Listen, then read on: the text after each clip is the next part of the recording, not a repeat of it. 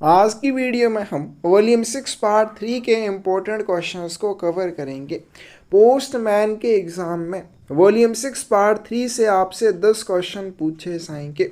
अगर आप इस वीडियो के सभी क्वेश्चंस को अच्छे से करके जाते हो तो 10 के 10 क्वेश्चन आपको यहीं से देखने को मिल जाएंगे। और पिछले साल भी हम ऐसा कर चुके हैं। जितने भी क्वेश्चन हमने पोस्टमैन के लिए वॉल्यूम 6 पार्ट 3 के करवाए थे, उन्हीं क्वेश्चंस में से हर एग्ज़ाम में क्वेश्चन पूछे गए थे। आपने इनको बड़े अच्छे से बड़े ध्यान से करके जाना है। यही आपको क्वेश्चन एग्ज़ाम में भी देखने को मिल जाएंगे। अगर आप इन इम्पोर्टेंट क्वेश्चंस की बुक लेना चाहते हैं, क्वेश्चन ऑप्शन बुक आप ले सकते हैं। इसी तरह से हर टॉपिक के सिलेबस में जितने भी टॉपिक हैं, हर टॉपिक के अलग अलग से रूल वाइज आपको इम्पोर्टेंट क्वेश्चन मिल जाएंगे। प्रीवियस से क्वेश्चन पेपर्स की बुक्स भी अवेलेबल हैं और थ्योरी वाली बुक लेना चाहते हैं तो वो भी मिल जाएगी। इसके लिए डिस्क्रिप्शन में साइट का लिंक मिल जाएगा, वहाँ से आप ऑर्डर कर सकते हैं। और अगर आप हमारे साथ क्लासेस में जुड़ना चाहते हैं 8627096166 के ऊपर आप हमें मैसेज कर सकते हैं। तो चलिए वीडियो शुरू करते हैं वॉल्यूम 6 पार्ट 3, जिसमें से पोस्टमैन के एग्ज़ाम में 10 क्वेश्चन आपसे पूछे जाने वाले हैं। तो कुछ क्वेश्चन पहले हम करेंगे जो एक्स्ट्रा पूछे जाते हैं, क्योंकि हमेशा एक चीज़ के बारे में कहता हूँ कि जब भी आप पोस्टमैन की तैयारी करो साथ में पीए के एग्ज़ाम की भी तैयारी करो, क्योंकि कुछ क्वेश्चन ऐसे पूछे जाते हैं जो आपके सिलेबस के नहीं होते हैं, वो पीए के सिलेबस के होते हैं और फिर आप वहाँ पे फंसते हैं। तो इस हिसाब से आपने पीए की भी तैयारी कर लेनी है, वहाँ से आपके ये कोई भी आपको आउट ऑफ सिलेबस वाला क्वेश्चन नहीं मिलेगा। तो any laxity on part of SPM will bring to notice of whom. SPM की ओर से किसी भी ढिलाई को किसके ध्यान में लाया जाता है? अगर सब पोस्ट मास्टर किसी भी काम में कोई ढिलाई बरतेगा तो उसके लिए सुपरिटेंडेंट के ध्यान में लाया जाएगा। When a registered article is to be delivered to a Pardhanashin woman, then a signature or mark must be attested by a respectable witness and the article will be hand over to him.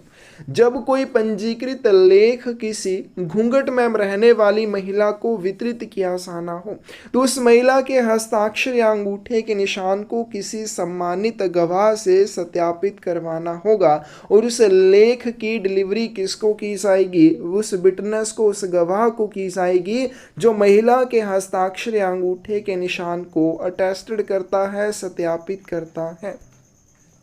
Which of the following is not true about the payment of a money order to a Pardhanashin woman?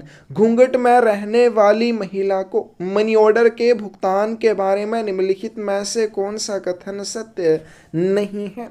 If she has no agent, then her signature should be attested by a respectable witness. अगर किसी घूंघट में रहने वाली महिला को आपने money order का भुगतान करना है और उस महिला का कोई भी एजेंट नहीं है जो उसकी ओर से इलेक्ट्रॉनिक मनी ऑर्डर का भुगतान ले सके, तो महिला के हस्ताक्षर किसी सम्मानित गवाह से आपको सत्यापित करवाने होंगे। Payment should be made to witness, और भुगतान जो है वो गवाह को किया जाएगा। सी ऑप्शन जो कि गलत है, payment should be made to women himself, कि आपने उस मनी ऑर्डर का भुगतान स्वयं महिला को करना है, ये पॉइंट गलत है। आपने भुगतान किसको करना है? उस विटनेस को, उस गवाह को करना है जो महिला के हस्ताक्षर अंगूठे के निशान को सत्यापित करता है। If she is illiterate then her mark should be attested by a respectable witness and payment should be made to witness. अगर महिला अनपढ़ है तो महिला के अंगूठे का निशान आपने मनी ऑर्डर के ऊपर, एक्नॉलेजमेंट के ऊपर ले लेना है और उस अंगूठे के निशान को या मार्क को किसी रिस्पेक्टेबल विटनेस से, सम्मानित गवाह से सत्यापित करवा लेना है। Which of the following is not true about duties of a village postman?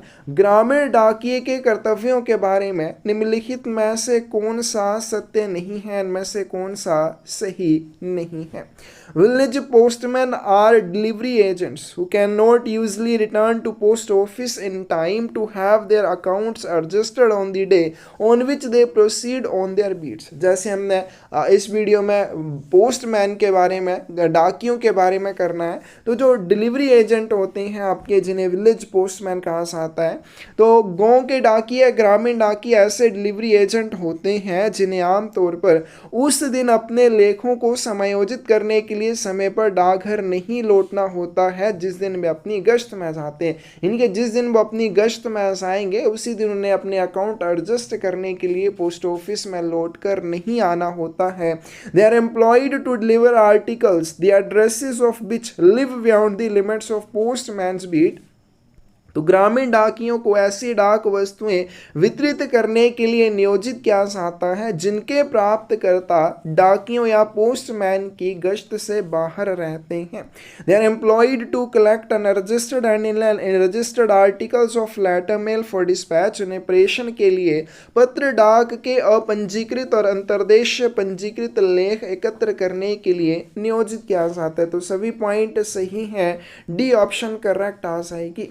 Each village postman is supplied with which of the following which shows the names of the villages to be visited by him।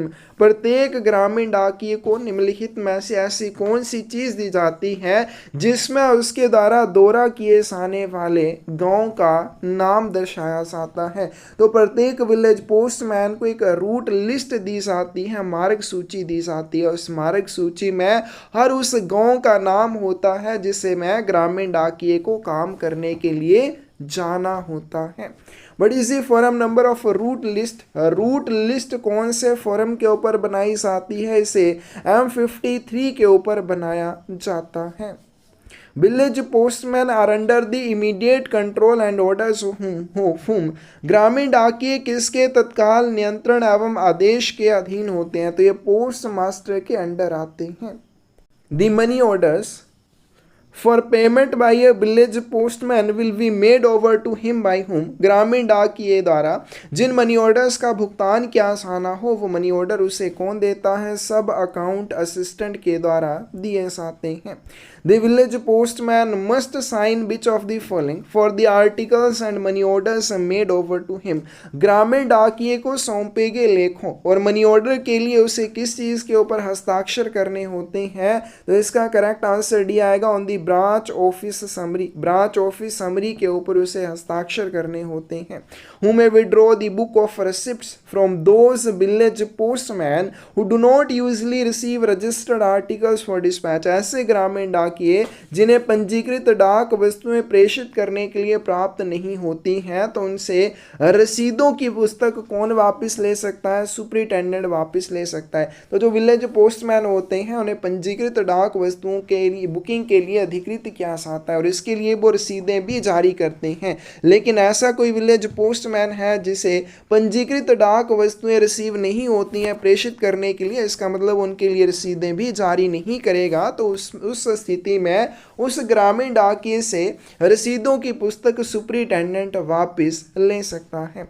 तो चलिए अब शुरू करते हैं rule wise important questions को करना। तो इसमें सबसे पहला रूल आता है हेड पोस्टमैन के बारे में, प्रधान डाकिया के बारे में। Which of the following are duties of head postman. इनमें से कौन से प्रधान डाकिया के कर्तव्य हैं? हेड पोस्टमैन के क्या क्या काम होते हैं? Conveying money to and from treasury, sub treasury, bank और टाउन सब ऑफिस। सबसे पहले नकदी का परिवहन करना। कोषागार, उप कोषागार, बैंक या नगर उप डाक घरों को नकदी लेकर जाना या वहां से नकदी लेकर आना, ये काम हेड पोस्टमैन को सौंपा जा सकता है। Take out for delivery articles that have been returned by other postman as unclaimed और रिफ्यूज्ड। ऐसे आर्टिकल जिन्हें बाकी डाकियों द्वारा लावारिस के रूप में या रिफ्यूज्ड के रूप में पोस्ट ऑफिस में वापस लाया जाता है, उनको एक बार फिर से डिलीवरी का प्रयास करने के लिए बाहर लेकर जाना, तो ये काम भी हेड पोस्टमैन को सौंपा जाता है। तो आप मान लीजिए पोस्टमैन है, आप अपनी बीट में चाहते हैं जो आर्टिकल आप पोस्ट ऑफिस में वापस लेकर आते हैं कि इनकी डिलीवरी नहीं हो सकती है, अनक्लेम्ड है या रिफ्यूज्ड है, तो प्रधान डाकिया ऐसी डाक वस्तुओं को फिर से एक बार डिलीवरी का प्रयास करने के लिए बाहर लेकर जाता है। Take up the work of any postman who is temporarily absent, अगर कोई भी डाकिया अस्थायी रूप से अनुपस्थित है तो उसकी जगह पे काम करना, ये भी प्रधान डाकिए को ड्यूटी दी जा सकती है। तो इसका करेक्ट आंसर डी आ जाएगा। उपरोक्त सभी प्रधान डाकिए को दिए जाने वाले काम है या प्रधान डाकिए की ड्यूटीज हैं। For the sake of greater security, who may order the head postman to accompany a postman to whom several insured articles or electronic money orders of considerable aggregate value have been made over for delivery of payment। ऐसा डाकिया, ठीक है, तो ऐसा डाकिया जिसके पास काफ़ी कुल मूल्य के बीमित लेख या इलेक्ट्रॉनिक मनी ऑर्डर भुगतान के लिए हो, उस डाकिए के साथ अधिक सुरक्षा के लिए प्रधान डाकिए को जाने के लिए कौन आदेश दे सकता है? Post master. तो पोस्ट मास्टर प्रधान डाकिए को किसी ऐसे डाकिए के साथ जाने का आदेश दे सकता है जिस डाकिए के पास काफ़ी कुल मूल्य के इंश्योर्ड आर्टिकल हो या फिर भुगतान करने के लिए मनी ऑर्डर हो। For which of the following head postman may not be employed, ऐसा कौन सा काम है जिसके लिए प्रधान डाकिए को नहीं लगाया जा सकता? करेक्ट आंसर सी आएगा, to make inquiries into major complaints. अब जो प्रधान डाकिया होता है उसे कौन कौन से कामों पे लगाया जा सकता है? To verify payment of electronic money orders, electronic money order के भुगतान का सत्यापन करने के लिए प्रधान डाकिए को लगाया जा सकता है। To test the work of postman and letter box attendants, letter box attendants और डाकियों के काम का परीक्षण करने के लिए उसे लगाया जा सकता है, लेकिन छोटी मोटी शिकायतों की जांच करने के लिए भी उसे लगा सकते हैं, पर मेजर कंप्लेंट्स या बड़ी शिकायतों की जांच करने के लिए प्रधान डाकिए को नहीं लगाया जाएगा। Whose services can be utilized in nodal delivery centers, where nodal delivery centers are working in head offices? किसकी सेवाओं का उपयोग नोडल डिलीवरी सेंटर में किया जा सकता है जहां नोडल डिलीवरी सेंटर प्रधान कार्यालयों में काम कर रहे हों? करेक्ट आंसर सी आ जाएगा, हेड पोस्टमैन या प्रधान डाकिया। तो जो प्रधान डाकिया होता है उसको नोडल डिलीवरी सेंटर, एग्जाम में एनडीसीवी लिखा हो सकता है तो एनडीसी में लगाया जा सकता है, लेकिन कब लगाया जा सकता है? अगर एनडीसी हेड ऑफिस में काम कर रहा होगा तभी एनडीसी में काम करने के लिए हेड पोस्टमैन या प्रधान डाकिए को लगाया जा सकता है। Who will take up work of any postman who is temporarily absent, अगर कोई डाकिया अस्थायी रूप से, यानी कि वो परमानेंटली एब्सेंट नहीं है, सिर्फ टेम्परेरली एब्सेंट है 1 या 2 या 3 दिन के लिए, तो उसकी जगह पे किसको काम करना पड़ेगा? हेड पोस्टमैन को काम करना पड़ता है। Who take out articles for delivery that have been returned by other postman as unclaimed or refused, ऐसे आर्टिकल जिन्हें बाकी डाकियों द्वारा लावारिस के रूप में या रिफ्यूज्ड के रूप में वापस लाया जाता है, उनको फिर से डिलीवरी का प्रयास करने के लिए कौन लेकर जाता है? हेड पोस्टमैन या प्रधान डाकिया लेकर जाएगा। In there are usually one or more postman designated head postman, आम तौर पर कहाँ एक या एक से अधिक ऐसे डाकिए होते हैं जिन्हें प्रधान डाकिया कहा जाता है? ए ऑप्शन करेक्ट आ जाएगी, लार्जर ऑफिस में या बड़े कार्यालयों में। तो बड़े कार्यालयों में एक या एक से ज़्यादा ऐसे डाकिए होते हैं जिन्हें प्रधान डाकिया कहा जाता है। तो इसको आपने ध्यान रखना, इस तरह से क्वेश्चन एग्जाम में पूछे जाते हैं। नेक्स्ट है हमारे पास नॉलेज ऑफ पोस्टल बिजनेस, डाक व्यवसाय का ज्ञान। Postman are expected to know which of the following, डाकियों को किस चीज़ के बारे में पता होना चाहिए, इस चीज़ की उम्मीद उनसे की जाती है? रेट्स ऑफ इंलैंड पोस्टेज, उन्हें अंतर्देशीय डाक दरों के बारे में पता होना चाहिए कि किसी भी अंतर्देशीय डाक वस्तु के ऊपर कितने चार्जेस लगेंगे। Commission on electronic money orders, उन्हें इलेक्ट्रॉनिक मनी ऑर्डर्स के ऊपर कितना कमीशन लगेगा इस चीज़ के बारे में पता होना चाहिए। Charges for insurance and registration, किसी भी डाक वस्तु का बीमा करना है या पंजीकरण करना है उसके लिए कितने चार्जेस लगेंगे? करेक्ट आंसर डी आ जाएगा। तो डाकियों से इस बात की अपेक्षा की जाती है कि उन्हें ये सारी चीज़ें पता होनी चाहिए। अंतर्देशीय डाक दरें क्या है, इलेक्ट्रॉनिक मनी ऑर्डर्स के ऊपर कमीशन कितना लगेगा, और अगर किसी आर्टिकल की इंश्योरेंस करनी है या रजिस्ट्रेशन करनी है तो उसके लिए क्या चार्जेस लगेंगे। Which of the following is not true about postman, postman के बारे में निम्नलिखित में से कौन सा सही नहीं है? They should be fully competent to fill up the forms with which the public have ordinarily to deal, especially electronic money order forms and forms relating to value payable system. जितने भी डाकिये होते हैं उन्हें उन फॉर्म्स को भरने में पूरी तरह से सक्षम होना चाहिए जिनसे आमतौर पर जनता को निपटना पड़ता है, यानी कि जैसे इलेक्ट्रॉनिक मनी ऑर्डर फॉर्म है या वैल्यू पेएबल सिस्टम से जुड़े हुए फॉर्म है। तो ये ऐसे फॉर्म हैं जो लोगों को बार बार भरने पड़ते हैं, तो लोग इनको भरने में सक्षम नहीं होते हैं, तो डाकिये उनकी हेल्प कर सके, इसलिए डाकिये इन फॉर्म्स को भरने में सक्षम होने चाहिए। They should be able to describe the principal features and advantages of saving bank, post office certificate, electronic money order, registration and other postal system. डाकियों को बचत बैंक, डाकघर प्रमाण पत्र, इलेक्ट्रॉनिक मनी ऑर्डर, पंजीकरण और अन्य डाक प्रणालियों की प्रमुख विशेषताओं और लाभों का वर्णन करने में भी सक्षम होना चाहिए। उन्हें लोगों को यह बताने में सक्षम होना चाहिए अगर पोस्ट ऑफिस की कोई सर्विस है तो उसकी विशेषता क्या है। तो इसका करेक्ट आंसर सी आ जाएगा। हमसे पूछा गया गलत कौन सा है। They should know how to work in SAP, उन्हें ये पता होना चाहिए कि सैप में कैसे काम करना है, तो ये डाकियों के बारे में सही नहीं है। Which of the following is true about postman, इनमें से कौन सा पोस्टमैन के बारे में सही है। तो फर्स्ट पॉइंट है his services can be utilized in field for the public members to render mobile banking services। जनता को मोबाइल बैंकिंग सेवाएं प्रदान करने के लिए डाकियों की सेवाओं का उपयोग फील्ड में किया जा सकता है ताकि वो लोगों को घर घर जाकर मोबाइल बैंकिंग सर्विसेज उपलब्ध करवाए। Use of PMA we made after integration with CSI for delivery of articles, और डाक वस्तुओं की डिलीवरी करने के लिए वो पीएमए का यूज करें। ये दोनों ही चीजें डाकियों के बारे में सही हैं, सी ऑप्शन सही आ जाएगी। Every postman is supplied for his personal use with, प्रत्येक डाकिये को उसके निजी उपयोग के लिए, व्यक्तिगत उपयोग के लिए किस चीज की आपूर्ति की जाती है, तो उसे एक पॉकेट गाइड की कॉपी दी जाती है और उसे वॉल्यूम 6 पार्ट 3 के एक चैप्टर की प्रति भी दी जाती है। सी ऑप्शन सही आ जाएगी।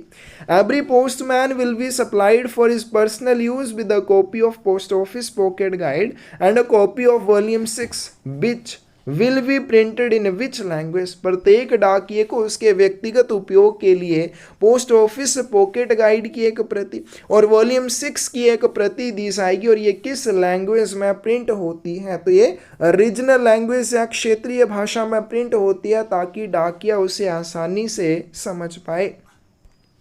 Supply of forms to be carried, साथ ले जाए जाने वाले प्रपत्रों या फॉर्मों की आपूर्ति। माना postman proceeds on his beat, he should carry with him in postman bag a small stock of forms related to which of the following. जब एक डाकिया अपनी गश्त में आगे जाता है तो उसे अपने साथ पोस्टमैन बैग में निम्नलिखित में से किससे संबंधित प्रपत्रों का एक छोटा स्टॉक रखना चाहिए। करेक्ट आंसर डी आ जाएगा। Forms related to value payable system, उसे मूल्य दे प्रणाली से संबंधित प्रपत्रों का एक छोटा सा स्टॉक अपने साथ रखना चाहिए। तो जब भी डाकिया अपनी गश्त में आएगा तो उसे पोस्टमैन बैग में क्या लेकर आना चाहिए, वैल्यू पेएबल सिस्टम से जुड़े हुए प्रपत्रों का एक छोटा सा स्टॉक अवश्य ले जाना चाहिए। Who supply the small stock of money order forms to a postman, अगर किसी भी डाकिये के लिए मनी ऑर्डर फॉर्म बेचना आवश्यक हो तो उसे मनी ऑर्डर प्रपत्रों की आपूर्ति कौन करता है, ट्रेजरर के द्वारा की जाती है। सी ऑप्शन करेक्ट आ जाएगी। आगे चलते हैं। Will fix amount in money order forms and stamps to be issued to each postman, प्रत्येक डाकिये को कितनी अमाउंट के, कितनी राशि के मनी ऑर्डर फॉर्म या डाक टिकट दिए जाएंगे, इस चीज को कौन निर्धारित करता है, तो उस अमाउंट को पोस्ट मास्टर द्वारा निर्धारित किया जाता है कि किसी भी डाकिये को कितनी अमाउंट के मनी ऑर्डर फॉर्म या डाक टिकटों की आपूर्ति की जाएगी।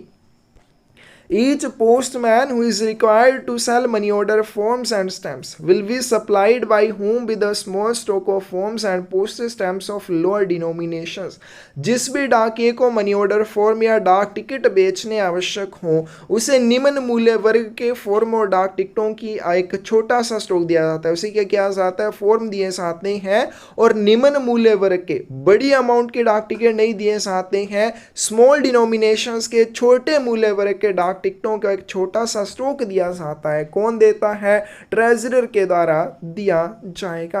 Postman should give the treasurer a receipt for money order forms and stamps in the against the entry of his name। डाकिए को कोषाध्यक्ष को मनी ऑर्डर फॉर्म और टिकटों के लिए किसमें अपने नाम की प्रविष्टि के सामने एक रसीद देनी होगी। इसका करेक्ट आंसर यहाँ आएगा इन दी मीमो ऑफ स्टैम्प एडवांसेस। उस स्टैम्प एडवांसेस के मीमो या ज्ञापन में एक हस्ताक्षर देने होंगे या रसीद देनी होगी। तो क्या हो जाएगा? जब भी कोषाध्यक्ष के द्वारा मनी ऑर्डर फॉर्म या टिकट डाकिए को बेचने के लिए दिए जाएंगे, डाकिए ने वो मनी ऑर्डर फॉर्म या टिकट प्राप्त कर लिए हैं, इसके लिए डाकिए को क्या करना होगा? एक रसीद देनी होगी। कहाँ पे रसीद देनी होगी? स्टैम्प एडवांसेस की मीमो में। ठीक है, मीमो ऑफ स्टैम्प एडवांसेस में से एक क्या देनी होगी? रसीद देनी होगी। The money realized by the sale of money order forms and postage stamps should be made over by the postman on his return to office to the who will give the postman a fresh supply of money order forms and stamps equal in value to the amount so received from him। Money order form और डाक टिकटों की बिक्री से प्राप्त धनराशि को जब डाकिया कार्यालय में लौट कर आएगा तो किसको सौंपेगा? ट्रेजरर को सौंपेगा।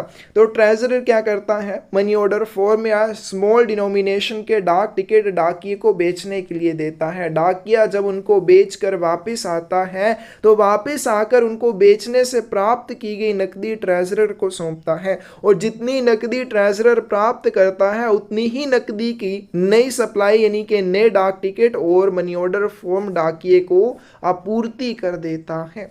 नेक्स्ट हमारे पास पोस्टमैन्स बुक के बारे में, डाकिए की पुस्तक के बारे में बहुत ही इंपॉर्टेंट है। Which of the following is true about postman's book? इनमें से कौन सा डाकिए की पुस्तक के बारे में सही है?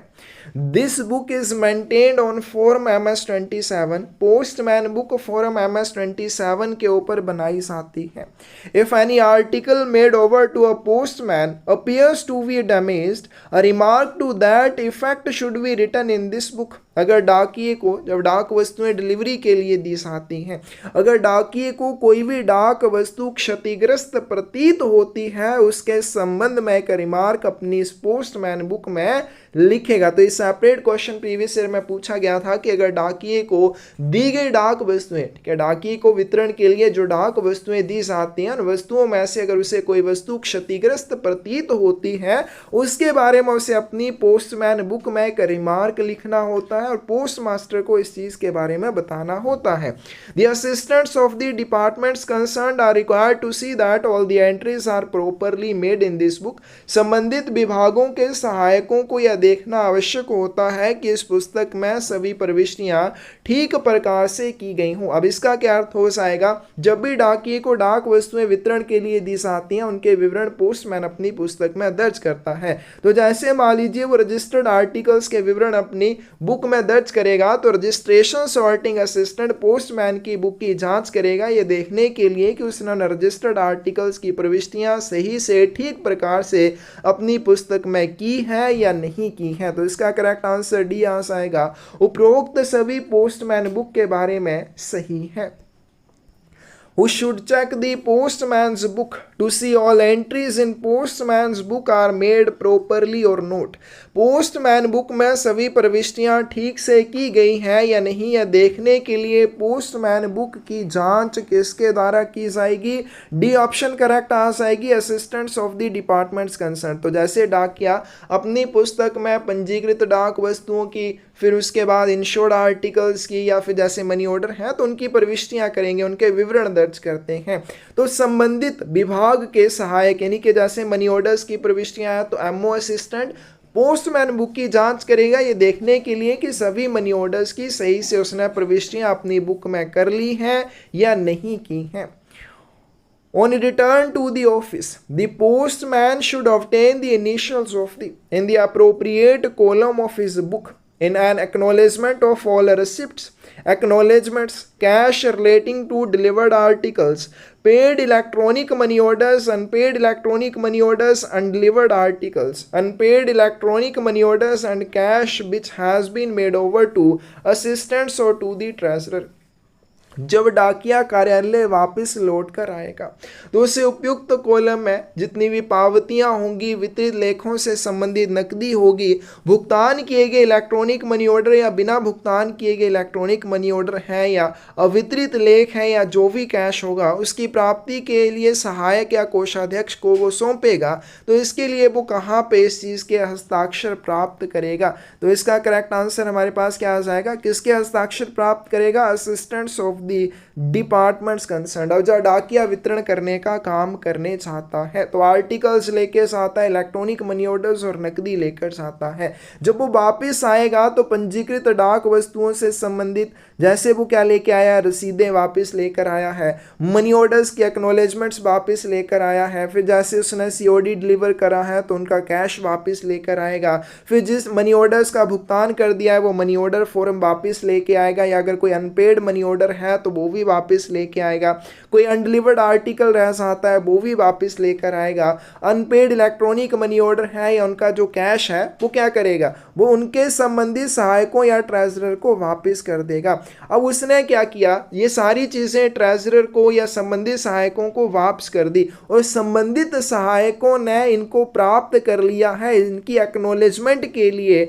डाकिए को अपनी बुक के अप्रोप्रिएट कॉलम में संबंधित सहायक से हस्ताक्षर ले लेने चाहिए, पावती ले लेनी चाहिए। तो डाकिए के पास क्या प्रूफ होगा कि उसने कैश ट्रेजरर को दे दिया? तो डाकिया ट्रेजरर से अपनी बुक में इस चीज के लिए एक्नॉलेजमेंट ले लेगा ट्रेजरर से कि उसने ये नकदी प्राप्त कर ली है। Which of the following is signed by head postman for money made over to him for payment into treasury, सब ट्रेजरी और बैंक, कोषागार, उपकोषागार या बैंक में भुगतान के लिए उसे दिए गए धन के लिए प्रधान डाकिये द्वारा किस पर हस्ताक्षर किए जाएंगे? तो जैसे हमने ऊपर क्वेश्चन पढ़ा था कि जो डाकिया होता है, प्रधान डाकिया होता है, उसको क्या ड्यूटीज दी जा सकती हैं? मनी कन्वे करने का काम उसे दिया जा सकता है। ट्रेजरी, सब ट्रेजरी या टाउन सब ऑफिस को नकदी लेकर जाना या बाहर से नकदी लेकर आने का काम उसे दिया जा सकता है। तो जब भी किसी प्रधान डाकिये को नकदी दी जाती है कि वो ट्रेजरी, सब ट्रेजरी या बैंक में जमा करके आए, इसके लिए प्रधान डाकिये से कहाँ पर साइन लिए जाते हैं? ट्रेजरर्स कैश बुक में कोषाध्यक्ष की रोकड़ बही पर हस्ताक्षर लिए जाते हैं। तो प्रधान डाकिये ने नकदी प्राप्त कर लिया, इस चीज़ के लिए ट्रेजरर के पास क्या सबूत होगा? तो वो ट्रेजरर्स कैश बुक के ऊपर प्रधान डाकिये के हस्ताक्षर ले लेगा। If cash remittance is entrusted to a postman, he should enter in his book which of the following। अब जो प्रधान डाकिये को नकदी दी जाती है या किसी भी डाकिये को नकदी दी जाती है प्रेषण के लिए, तो उसे अपनी पुस्तक में किन चीज़ों को दर्ज करना होता है? Name of the office for which it is intended, कि जो डाकिये को नकदी दी गई है ये नकदी किस कार्यालय को दी जानी है, किस कार्यालय के लिए दी गई है, उसके बारे में उस कार्यालय का नाम अपनी पुस्तक में लिखेगा। Amount of remittance if it is sent loose, अगर नकदी खुली भेजी गई है तो प्रेषण की राशि क्या है, उस प्रेषण की राशि को वो अपनी पुस्तक में लिखेगा। If cash is enclosed in cash bag then weight of cash bag, यदि कैश बैग में कैश रखा गया है तो कैश बैग का वजन कितना है, इसके बारे में पोस्टमैन अपनी पुस्तक में दर्ज करेगा। करेक्ट आंसर डी आ जाएगा। जब भी डाकिये को नकदी दी जाती है किसी कार्यालय को लेकर जाने के लिए तो डाकिया इन सारी चीजों को अपनी पुस्तक में दर्ज करेगा। Postman's book is maintained on which form, postman book का रखरखाव कौन से फोरम के ऊपर किया जाता है? तो पोस्टमैन बुक MS-27 फोरम के ऊपर बनाई जाती है। Treasurers cash book is maintained on which forum, कोषाध्यक्ष की रोकड़ बही कौन से फोरम के ऊपर बनाई जाती है? इसे ACG-2 के ऊपर बनाया जाता है। If a postman's beat extends beyond a single town or village then he will in addition to postman's book must keep which of the following, अगर डाकिये की गश्त एक कस्बे या गांव से आगे तक फैली हुई हो तो उसे पोस्टमैन बुक तो रखनी होगी, उसके साथ और किस चीज का रखरखाव करना होगा? करेक्ट आंसर सी आ जाएगा, उसे विलेज पोस्टमैन्स विजिट बुक, ग्राम डाकिया की यात्रा पुस्तिका का भी रखरखाव करना होगा। तो जब भी किसी डाकिये की गश्त सिंगल टाउन या विलेज से ज़्यादा, यानी कि एक गांव ही नहीं है, उसके पास 2 या 3 गांव हैं, तो उसे अपने पास एक तो पोस्टमैन बुक का रखरखाव करना होगा, दूसरा उसे विलेज पोस्टमैन विजिट बुक का रखरखाव भी करना होगा। Used up postman's book should be kept on record in which of the following department, निम्नलिखित में से किस विभाग में उपयोग की जा चुकी पोस्टमैन पुस्तकों का रिकॉर्ड रखा जाना चाहिए। बी ऑप्शन करेक्ट आ जाएगी डिलीवरी डिपार्टमेंट में। ऐसी पोस्टमैन बुक्स जो पूरी हो चुकी हैं, जिनका आप उपयोग कर चुके हैं, उनको रिकॉर्ड में रखा जाएगा। और रिकॉर्ड में किस विभाग में रखा जाएगा? डिलीवरी डिपार्टमेंट में रखा जाएगा। Which of the following serves the purpose of postman's book, इनमें से कौन सी डाकिया की पुस्तक के उद्देश्य को पूरा करता है? सी ऑप्शन करेक्ट आ जाएगी डिलीवरी स्लिप या वितरण पर्ची। वितरण पर्ची, ठीक है, तो जब भी डाक वस्तुओं का वितरण किया जाता है तो एक पोस्टमैन बुक में उनके विवरण दर्ज किए जाते हैं। इसका एक अल्टरनेट मेथड क्या है? डिलीवरी स्लिप इसका अल्टरनेट मेथड है, यानी कि ऐसी डाक वस्तुएं जिन्हें डिलीवरी स्लिप में दर्ज कर लिया जाएगा, उनके विवरण आपको अलग से पोस्टमैन बुक में दर्ज नहीं करने होते हैं। The particulars of articles given for delivery under the delivery slip system must be entered in the postman's book. Delivery slip system के तहत डिलीवरी के लिए दिए गए लेखों के विवरण डाकिया की पुस्तक में दर्ज किए जाने चाहिए। करेक्ट आंसर भी आ जाएगा फॉल्स है। ऐसे आर्टिकल जिनको डिलीवरी स्लिप के तहत डिलीवरी के लिए दिया जाता है, उनके विवरण अलग से आपको डाकिए की पुस्तक में दर्ज करने की आवश्यकता नहीं होती है।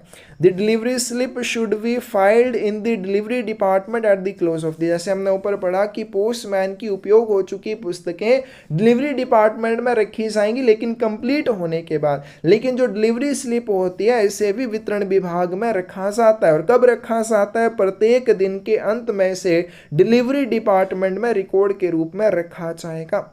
When SO's postman is entrusted with cash for purchase of stamps, then he must give a receipt in the, जब भी उप डाक घर के डाकिए को नकदी दी जाती है ताकि वो स्टैम्प्स या डाक टिकट परचेज करके लाए, इसके लिए डाकिए को किस चीज़ में रसीद देनी होती है? इन दी SPM's रिसिप्ट बुक, से SPM की रसीद बुक में इस चीज़ के लिए एक नकदी देनी होगी। तो SPM क्या करेगा? SPM मान लीजिए डाकिए को नकदी देता है, 100 रुपये देता है कि आप इससे डाक टिकट परचेज करके लाइए। अब ये 100 रुपये एसपीएम ने डाकिए को दिए हैं, इसके लिए एसपीएम के पास क्या सबूत है? तो एसपीएम रिसिप्ट बुक में एसपीएम पोस्टमैन से पावती ले लेगा, रिसिप्ट ले लेगा। Head postman must sign for money made over to him for payment into the treasury और बैंक। जब भी प्रधान डाकिए को ट्रेजरी, कोषागार या बैंक में नकदी जमा करने के लिए दी जाती है, तो उसे कहाँ पे हस्ताक्षर करने होते हैं?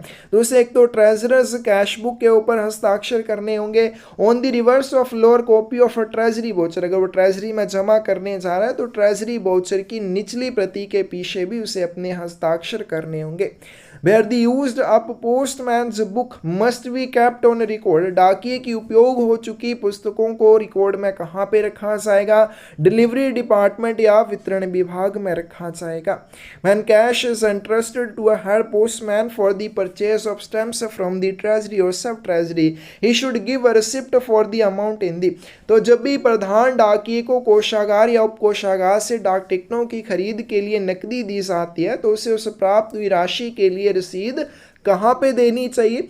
And obtain receipt in his book from the treasurer for the stamps made over to the letter. अब क्या होगा? प्रधान डाकिए को मान लीजिए आपने कोषागार या ट्रेजरी से या सब ट्रेजरी से डाक टिकट परचेज करने के लिए नकदी दी, इसके लिए ट्रेजरर प्रधान डाकिए से ट्रेजरर्स कैश बुक में रिसिप्ट ले लेगा, जैसे हमने ऊपर पढ़ा। और वापिस जब वो डाक टिकट आकर ट्रेजरर को सौंपेगा तो ट्रेजरर से वो पोस्टमैन बुक, अपनी बुक, यानी उसकी अपनी बुक कौन सी हो जाएगी? पोस्टमैन बुक हो जाएगी। पोस्टमैन बुक में ट्रेजरर से इस चीज की रसीद ले लेगा कि उसने जो नकदी डाकिए को दी थी, उस नकदी के बदले उसने उसे डाक टिकट पहुंचा दिए हैं। But is the form number for village postman's visit book, ग्राम डाकिए की विजिट बुक के लिए फॉरम नंबर क्या है? तो MS 86 के ऊपर इसे बनाया जाता है।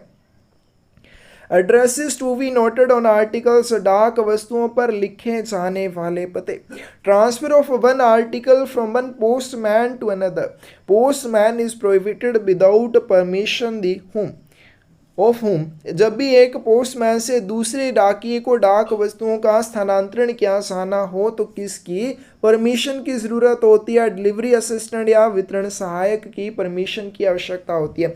तो क्या हो गया, मान लीजिए एक डाकिया, उसे एक डाक वस्तु वितरण के लिए दी जाती है, लेकिन उस डाक वस्तु का प्राप्तकर्ता किसी दूसरे डाकिये की गश्त में रहता है। तो ये दोनों डाकिया आपस में डायरेक्टली उन डाक वस्तुओं का आदान प्रदान नहीं कर लेंगे। वो डाकिया वापस उस डाक वस्तु को डाकघर में लेकर आएगा और डिलीवरी असिस्टेंट की परमिशन के साथ उस आर्टिकल को दूसरे डाकिये को डिलीवरी के लिए सौंपा जाएगा।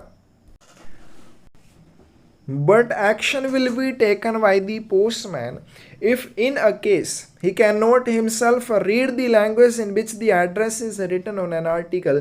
मान लीजिए किसी डाक वस्तु में जिस भाषा में पता लिखा हुआ है उस भाषा में उस पते को डाकिया नहीं पढ़ पा रहा है।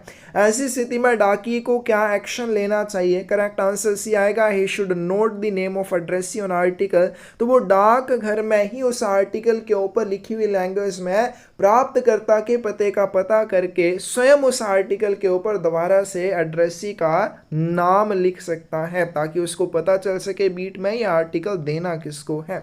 In which of the following case postman can receive articles addressed to persons residing in another postman's beat।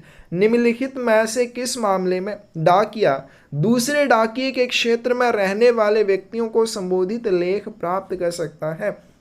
वैसे तो डाकिये को इस बात का पूरा ध्यान रखना चाहिए कि किसी भी ऐसे आर्टिकल को डिलीवरी के लिए प्राप्त ना करे जिस आर्टिकल का प्राप्तकर्ता किसी दूसरे डाकिये की गश्त में रहता हो। लेकिन किस मामले में डाकिया दूसरे डाकिये की गश्त में रहने वाले व्यक्ति के आर्टिकल को प्राप्त कर सकता है? In the case of an article given to him from deposit for the purpose of inquiry. की कोई आर्टिकल अगर डिपॉजिट में रखा हुआ है उसको इंक्वायरी के या जांच के उद्देश्य से दूसरे डाकिये को सौंपा जा सकता है। Damaged articles to be noticed. क्षतिग्रस्त वस्तुओं पर ध्यान दिया जाना चाहिए। It is a postman's duty to carefully examine every article made over to him for delivery and to bring at once to the notice of whom any article that is opened or damaged. Postman का ये कर्तव्य है कि delivery के लिए उसे दी गई प्रत्येक वस्तु की ध्यानपूर्वक सावधानी पूर्वक जांच करे और किसी भी वस्तु के खुला होने या क्षतिग्रस्त होने पर उसकी जानकारी तुरंत किसको दे? पोस्ट मास्टर को दे। ए ऑप्शन करेक्ट आ जाएगी। तो जब भी वितरण के लिए डाक वस्तुएं डाकिये को दी जाती हैं उसे बड़े ध्यान से उन सभी डाक वस्तुओं की जांच करनी चाहिए। अगर कोई भी डाक वस्तु क्षतिग्रस्त या खुली हुई पाई जाती है तो डाकिये को तुरंत उस वस्तु के बारे में पोस्ट मास्टर के ध्यान में लाना चाहिए। और हमने अभी ऊपर क्वेश्चन भी पढ़ा था उसके बारे में वो अपनी पोस्टमैन बुक में भी दर्ज कर लेगा। It is whose duty to carefully examine every article made over to him for delivery and to bring at once to the notice of postmaster an article that is opened or damaged। ये किसका कर्तव्य है कि वह delivery के लिए उसे सौंपी गई प्रत्येक डाक वस्तु की ध्यानपूर्वक जांच करे और अगर कोई भी डाक वस्तु खुली या क्षतिग्रस्त हो तो उसे पोस्ट मास्टर के ध्यान में लाए। सी ऑप्शन करेक्ट आ जाएगी। तो ये पोस्टमैन की ड्यूटी होती है कि पोस्टमैन को जो भी डाक वस्तु डिलीवरी के लिए मिले वो उनकी बड़े ध्यानपूर्वक जांच करें और कोई भी डाक वस्तु खुली या क्षतिग्रस्त हो तो उसके बारे में तुरंत पोस्ट मास्टर के ध्यान में लाए। Receipts for articles issued for delivery. वितरण के लिए जारी की गई डाक वस्तुओं की रसीदें। Postman must sign the for a registered letter mail and parcel mail articles made over to them for delivery। डाकिये को डिलीवरी के लिए सौंपे गए पंजीकृत पत्र मेल और पार्सल मेल लेखों के लिए किस चीज पर हस्ताक्षर करने होंगे? On the registered and parcel abstract. पंजीकृत और पार्सल सार के ऊपर हस्ताक्षर करने होंगे। तो जब भी डाकिये को पंजीकृत पत्र डाक वस्तुएं या पार्सल डाक वस्तुएं वितरण के लिए दी जाती हैं तो उन वस्तुओं के लिए उसे रजिस्टर्ड या पार्सल एब्स्ट्रैक्ट के ऊपर हस्ताक्षर करने होते हैं। Registered abstract is made on which form. पंजीकृत सार कौन से प्रपत्र पर बनता है? इसे RP 33 के ऊपर बनाया जाता है। Parcel abstract is made on which form? Parcel सार कौन से प्रपत्र पर बनता है? तो ये RP 8 के ऊपर बनता है। The aggregate value of insured VP COD banking money order IPPV that may be made over at one time to a single postman for delivery should not ordinarily exceed how many rupees? बहुत important question हैं। विमित VP COD banking money order IPPV का कुल मूल्य जो delivery के लिए एक बार में डाकिए को दिया जा सकता है कितने रुपए से अधिक नहीं होना चाहिए? तो डाकिए के लिए ये राशि 40,000 रुपए से ज्यादा की नहीं होनी चाहिए। एग्जाम्पल समझते हैं। एक डाकिया है, मान लीजिए उसके पास 1,000 रुपए के इंश्योर्ड आर्टिकल, ऐसे आर्टिकल जिनकी इंश्योरेंस 1,000 रुपए के लिए हुई है। फिर उसके पास VP आर्टिकल है जिसके ऊपर उसने 10,000 रुपए रिकवर करने हैं। फिर COD आर्टिकल है, उसके ऊपर भी उसने 10,000 रुपए रिकवर करने हैं। फिर उसके बाद उसके पास मनी ऑर्डर है जिसका भुगतान 10,000 रुपए का करना है। तो इस तरह से टोटल उसके पास 30 और 31,000 रुपए हो जाते हैं। अब वो IPPV के लिए भी कुछ राशि अपने साथ लेकर जाना चाहता है, तो कितनी लेकर जा सकता है? तो इन सब का मैक्सिमम मिलाकर 40,000 रुपए अपने साथ लेकर जा सकता है। तो ऑलरेडी उसके पास 31,000 रुपए का सामान हो चुका है, तो 9,000 रुपए का और सामान यानी कि 9,000 रुपए नकदी वो IPPV की ट्रांजैक्शंस करने के लिए अपने साथ ले जा सकता है। विच of the following is true? इनमें से कौन सा सही है? Divisional head may increase the aggregate amount of 40,000 that may be made over at one time to a single postman up to 80,000 rupees। एक डाकिए को 1,000 एक बार में 40,000 रुपए की अधिकतम राशि दी जा सकती है या अधिकतम राशि के लेख दिए जा सकते हैं। इस राशि को 80,000 रुपए तक बढ़ाया जा सकता है। क्या कौन बढ़ा सकता है? डिविजनल हेड यानी कि सुपरिटेंडेंट बढ़ा सकता है। For this the prior consultation with the police is done. लेकिन इसके लिए कि 40,000 रुपए की एग्रीगेट वैल्यू को अगर 80,000 रुपए तक बढ़ाना है, डिविजनल हेड ऐसे नहीं अपनी मर्जी से बढ़ा देगा। इसके लिए उसे पुलिस के साथ पूर्व परामर्श करना होगा। पुलिस के साथ प्रायर कंसल्टेशन के साथ 40,000 रुपए की वैल्यू को 80,000 रुपए तक बढ़ाया जा सकता है। सी ऑप्शन करेक्ट आ जाएगी। The aggregate value of insured VP COD banking money order IPPV that may be made over at one time to a single AVPM or डाक सेवक for delivery should not ordinarily exceed from rupees। विमित VP COD banking money order IPPV का कुल मूल्य जो delivery के लिए एक बार में एक AVPM या डाक सेवक को दिया जा सकता है सामान्य रूप से कितने से अधिक नहीं होना चाहिए? सी ऑप्शन करेक्ट आ जाएगी। 15,000 रुपए से ज़्यादा नहीं होना चाहिए। तो पोस्टमैन के लिए 40,000 रुपये, AVPM या डाक सेवक के लिए ये राशि या ये एग्रीगेट वैल्यू 15,000 रुपये रहेगी। Which of the following is true? इनमें से कौन सा सही है? Divisional head may increase the aggregate amount of 15,000 that may be made over at one time to a single AVPM और डाक सेवक अप टू ₹25,000। तो एक राशि जो एग्रीगेट अमाउंट है किसी भी AVPM या डाक सेवक को दी जा सकती है 15,000 रुपये है एक सिंगल बार में, एक बार में। अब इस 15,000 रुपये की राशि को डिविजनल हेड या सुपरिटेंडेंट 25,000 रुपये तक बढ़ा सकता है और इसके लिए उसे पुलिस के साथ पूर्व परामर्श करने की आवश्यकता होगी। करेक्ट आंसर सी आ जाएगा। उपरोक्त दोनों सही है। तो पोस्टमैन के लिए एग्रीगेट वैल्यू आपने याद रखना 40,000 रुपये है और इस राशि को 80,000 रुपये तक सुपरिटेंडेंट के द्वारा पुलिस के साथ प्रायर कंसल्टेशन करके बढ़ाया जा सकता है। और AVPM के लिए ये राशि 15,000 रुपये है और इस राशि को बढ़ाकर 25,000 रुपये तक सुपरिटेंडेंट कर सकता है पुलिस के साथ प्रायर कंसल्टेशन करके। But is form number RP33। Form number RP33 क्या है? तो ये रजिस्टर्ड एब्स्ट्रैक्ट होता है। और RP8 क्या है? पार्सल एब्स्ट्रैक्ट है। बी ऑप्शन करेक्ट आ जाएगी। No postman is permitted to receive for delivery an insured article of greater value than how much.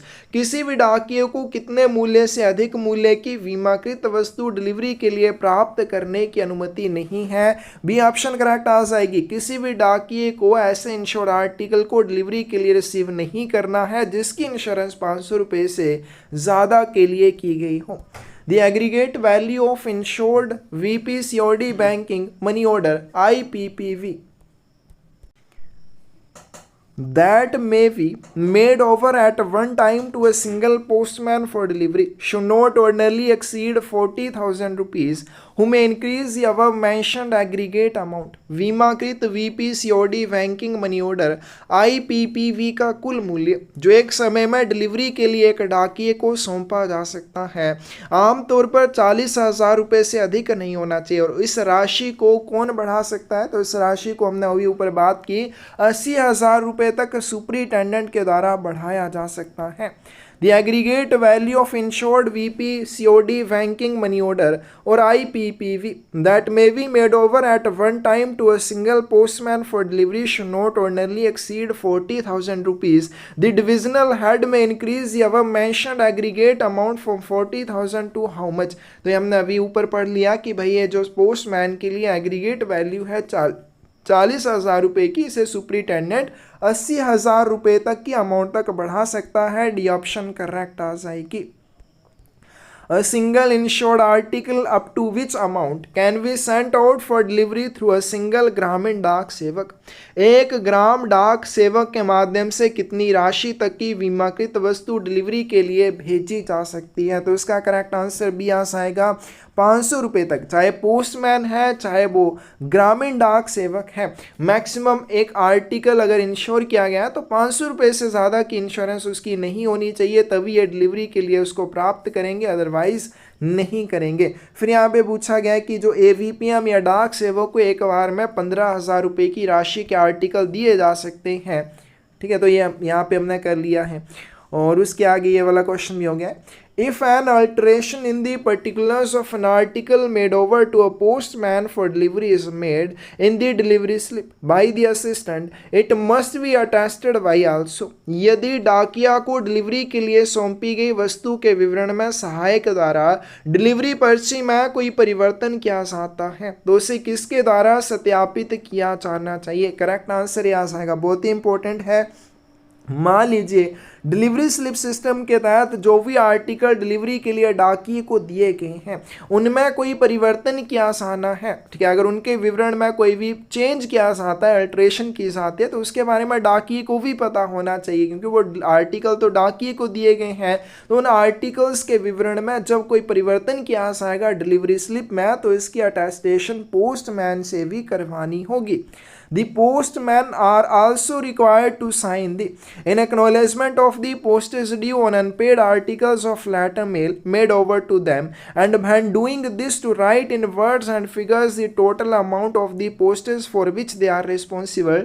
डाकियों को उन्हें सौंपे गए पत्र के अवैतनिक लेख पर देय डाक शुल्क की पावती के रूप में किस पर हस्ताक्षर करना आवश्यक है तथा ऐसा करते समय उन शब्दों और अंकों में उस राशि को लिखना होगा जिसके लिए वे उत्तरदायी हैं। बहुत important question previous question papers में पूछा गया है। उन्हें पोस्टेज अकाउंट पर इस चीज के लिए हस्ताक्षर करने होंगे।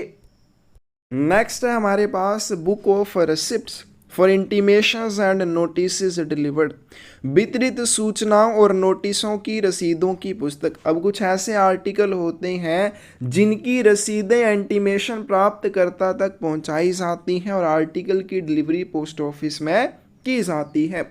Postman will be supplied with the book of receipts to enable him to accept registered articles of letter mail and grant a receipt for them when it is directed by whom। डाकिए को रसीदों की एक पुस्तक दी जाती है, उसे एक book of receipt दी जाती है ताकि वह पत्र डाक के पंजीकृत लेखों को स्वीकार कर सके और उन डाक वस्तुओं के लिए रसीद भी दे सके जब ऐसा किसके द्वारा निर्देशित हो। करेक्ट आंसर बी आ जाएगा, जब सुपरिटेंडेंट निर्देश देता है तब किसी डाकिए को बुक ऑफ रिसिप्ट रसीदों की पुस्तक दी जाती है, क्योंकि डाकिए जो होते हैं उनको रजिस्टर्ड आर्टिकल पत्र डाक के एक्सेप्ट करने के लिए अधिकृत किया गया होता है और इसके लिए वो रसीद भी जारी करते हैं। तो रसीद जारी करने के लिए उनको एक रसीदों की पुस्तक दी जाती है। कब दी जाती है? जब सुपरिटेंडेंट चाहता है। Book of receipts for intimations and notice delivered is maintained on which forum, वितरित की गई सूचनाओं और नोटिसों की रसीदों की पुस्तक का रखरखाव कौन से प्रपत्र पर किया जाता है? RP 53 के ऊपर किया जाता है। Each postman keep a book of intimations and notice delivered in which before proceeding on his beat important intimations and notices entrusted to him for delivery will be entered in it by whom? प्रत्येक डाकिये को वितरित की गई सूचनाओं और नोटिसों की रसीदों की पुस्तक अपने पास रखनी होगी और डाकिये को अपनी गश्त में जाने से पहले डाकिये को डिलीवरी के लिए दिए गए महत्वपूर्ण नोटिस और सूचनाओं को इस पुस्तक में कौन दर्ज करता है? ट्रेजरर करता है, पोस्ट मास्टर करता है, रजिस्ट्रेशन या parcel electronic money order assistant करता है। यानी कि जिसके भी संबंध में रसीद दी जाएगी या नोटिस दिया जाएगा प्राप्तकर्ता को डिलीवरी के लिए, वही डिलीवरी असिस्टेंट क्या करेगा? उसके संबंध में पोस्टमैन की book of intimations and notice delivered book में दर्ज करेगा। तो जैसे कोई भी अनरजिस्टर्ड आर्टिकल है उनके बारे में कोई इंटीमेशन या नोटिस प्राप्तकर्ता को दिया जाना है तो उसके बारे में पोस्टमैन की बुक में पोस्ट मास्टर एंट्री करेगा, प्रविष्टियां करेगा। उसी तरह से रजिस्टर्ड आर्टिकल के लिए रजिस्ट्रेशन असिस्टेंट है, पार्सल के लिए पार्सल असिस्टेंट है और मनी ऑर्डर के लिए मनी ऑर्डर असिस्टेंट हो जाएगा। Which of the following must be entered in the book of receipts for intimations and notices delivered? निम्नलिखित में से किसको वितरित की गई सूचना और नोटिसों की रसीदों की पुस्तक में दर्ज किया जाना चाहिए? Intimations relating to value payable articles exceeding 500 rupees in value. कोई भी वैल्यू पेबल आर्टिकल है अगर उसके ऊपर रिकवर की जाने वाली राशि 500 रुपये से ज़्यादा है तो जब उसकी इंटीमेशन भेजी आती है प्राप्तकर्ता को उस इंटीमेशन के लिए book of receipts for intimations and notice deliver में प्रविष्टि की जाएगी। Notice relating to electronic money orders payable to planters को दे इलेक्ट्रॉनिक मनी ऑर्डर से संबंधित जब भी कोई नोटिस भेजा जाएगा उसे भी इस बुक में दर्ज किया जाएगा।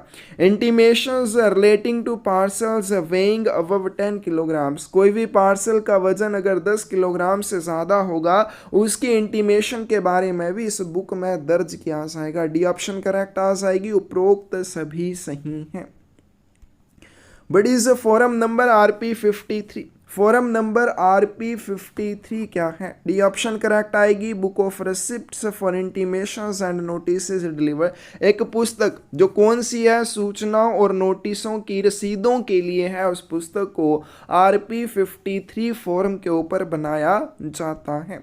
For which of the following no need to enter particulars in the book of receipts for intimations and notices delivered?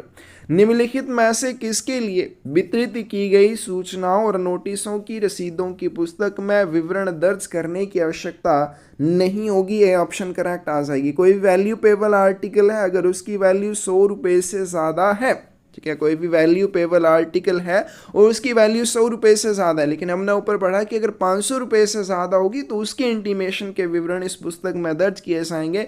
तो 100 रुपये से ज़्यादा है, हालांकि उसकी पोस्ट ऑफिस विंडो डिलीवरी होगी लेकिन उसके इंटीमेशन के या उसके नोटिस के विवरण इस बुक में दर्ज करने की आवश्यकता नहीं होगी जब उसकी वैल्यू 100 रुपये से लेके 500 रुपये तक होगी। For notices relating to articles the contents of which have been damaged, कोई भी आर्टिकल है अगर उसकी सामग्री क्षतिग्रस्त हो चुकी है उसके संबंध में भेजे गए नोटिस के विवरण इसमें दर्ज किए जाएंगे। For intimations relating to registered articles and money orders for residents at hotels and clubs, hotel और क्लबों में निवासियों के लिए पंजीकृत लेखों और मनी ऑर्डर से संबंधित सूचनाओं के लिए जो भी इंटीमेशन भेजी जाएगी इस बुक में दर्ज की जाएगी। और कोई भी पार्सल का वजन अगर 10 किलोग्राम से ज़्यादा होगा तो उसके इंटीमेशन के विवरण भी इस पुस्तक में दर्ज किए जाएंगे। नेक्स्ट चलते हैं इंस्ट्रक्शंस फॉर डिलीवरी, वितरण के लिए निर्देश। Postman is prohibited when on duty to distribute advertisements, handbills, trade circulars on behalf of, जब डाकिया ड्यूटी पर होता है तो उसे किसकी ओर से कोई भी विज्ञापन, हैंडबिल या व्यापार परिपत्र का वितरण नहीं करना चाहिए। जनता के सदस्यों की ओर से अगर कोई भी विज्ञापन, हैंडबिल या व्यापार परिपत्र उसे मिलता है ड्यूटी के दौरान वो इनकी डिलीवरी नहीं करेगा। अगर सरकार की तरफ से इस तरह की कोई चीज़ आती है तो उसे डिलीवर करनी पड़ेगी। Which of the following is incorrect, इनमें से कौन सा गलत है। Postman can deviate from their prescribed beat, डाकिया अपनी निर्धारित गश्त का उल्लंघन कर सकता है। नहीं, जो डाकिये का कार्यक्षेत्र होगा, डाकिये को अपने कार्यक्षेत्र से बाहर नहीं जाना चाहिए। Postman are forbidden to deliver any article on which any charges are due, डाकिये को किसी भी ऐसी डाक वस्तु का वितरण करने के लिए मना किया जाता है जिस पर कोई डाक शुल्क देय हो। Postman is not obliged to give change, डाकिया छुट्टे पैसे देने के लिए बाध्य नहीं होता है। तो ये ऑप्शन करेक्ट आ जाएगी। इनमें से गलत कौन सा है, पहली ऑप्शन गलत है। Each postman's beat is fixed by whom, प्रत्येक डाकिये की गश्त किसके द्वारा तय की जाती है। ये ऑप्शन करेक्ट आ जाएगी, प्रत्येक डाकिये की गश्त पोस्ट मास्टर द्वारा तय की जाती है। If addressee of a VP article is not found at home for second time, then postman should deliver the intimation to whom। मान लीजिए आके बीपी आर्टिकल की डिलीवरी करने चाहते हैं, पहली बार उसका प्राप्तकर्ता आपको घर पर नहीं मिलता है, फिर दूसरी बार जाते हैं, दूसरी बार भी प्राप्तकर्ता आपको घर पर नहीं मिलता है, तो उस आर्टिकल की इंटीमेशन आप किसको डिलीवर करेंगे। टू एन अडल्ट मेंबर, प्राप्तकर्ता के घर पर अगर कोई वयस्क सदस्य होगा, अडल्ट मेंबर होगा, उसको आप इंटीमेशन डिलीवर कर देंगे। If addressee of an article cannot be found at the given address, then what action will be taken by the postman। यदि किसी लेख का प्राप्तकर्ता दिए गए पते पर नहीं मिलता है तो डाकिये को क्या कार्यवाही करनी चाहिए।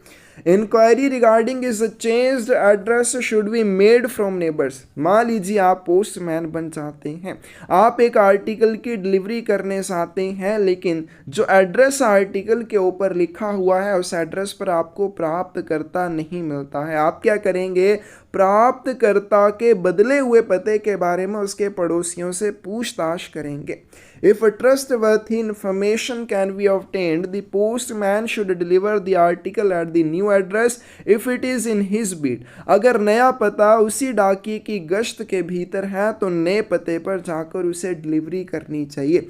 If trustworthy information can be obtained and a new address is not in his beat, he should make a note of the new address on the article. लेकिन जब उसका नया पता चलता है तो नया पता उस डाकिये की गश्त में नहीं है, किसी दूसरे डाकिये की गश्त में है या दूसरे किसी डिलीवरी पोस्ट ऑफिस में आता है, तो डाकिये को उस आर्टिकल के ऊपर नया एड्रेस नोट कर लेना चाहिए ताकि उस आर्टिकल को डिलीवरी के लिए दूसरे डाकिये को दिया जा सके या फिर दूसरे डिलीवरी पोस्ट ऑफिस को भेजा जा सके। डी ऑप्शन करेक्ट आ जाएगी, उपरोक्त सभी सही हैं।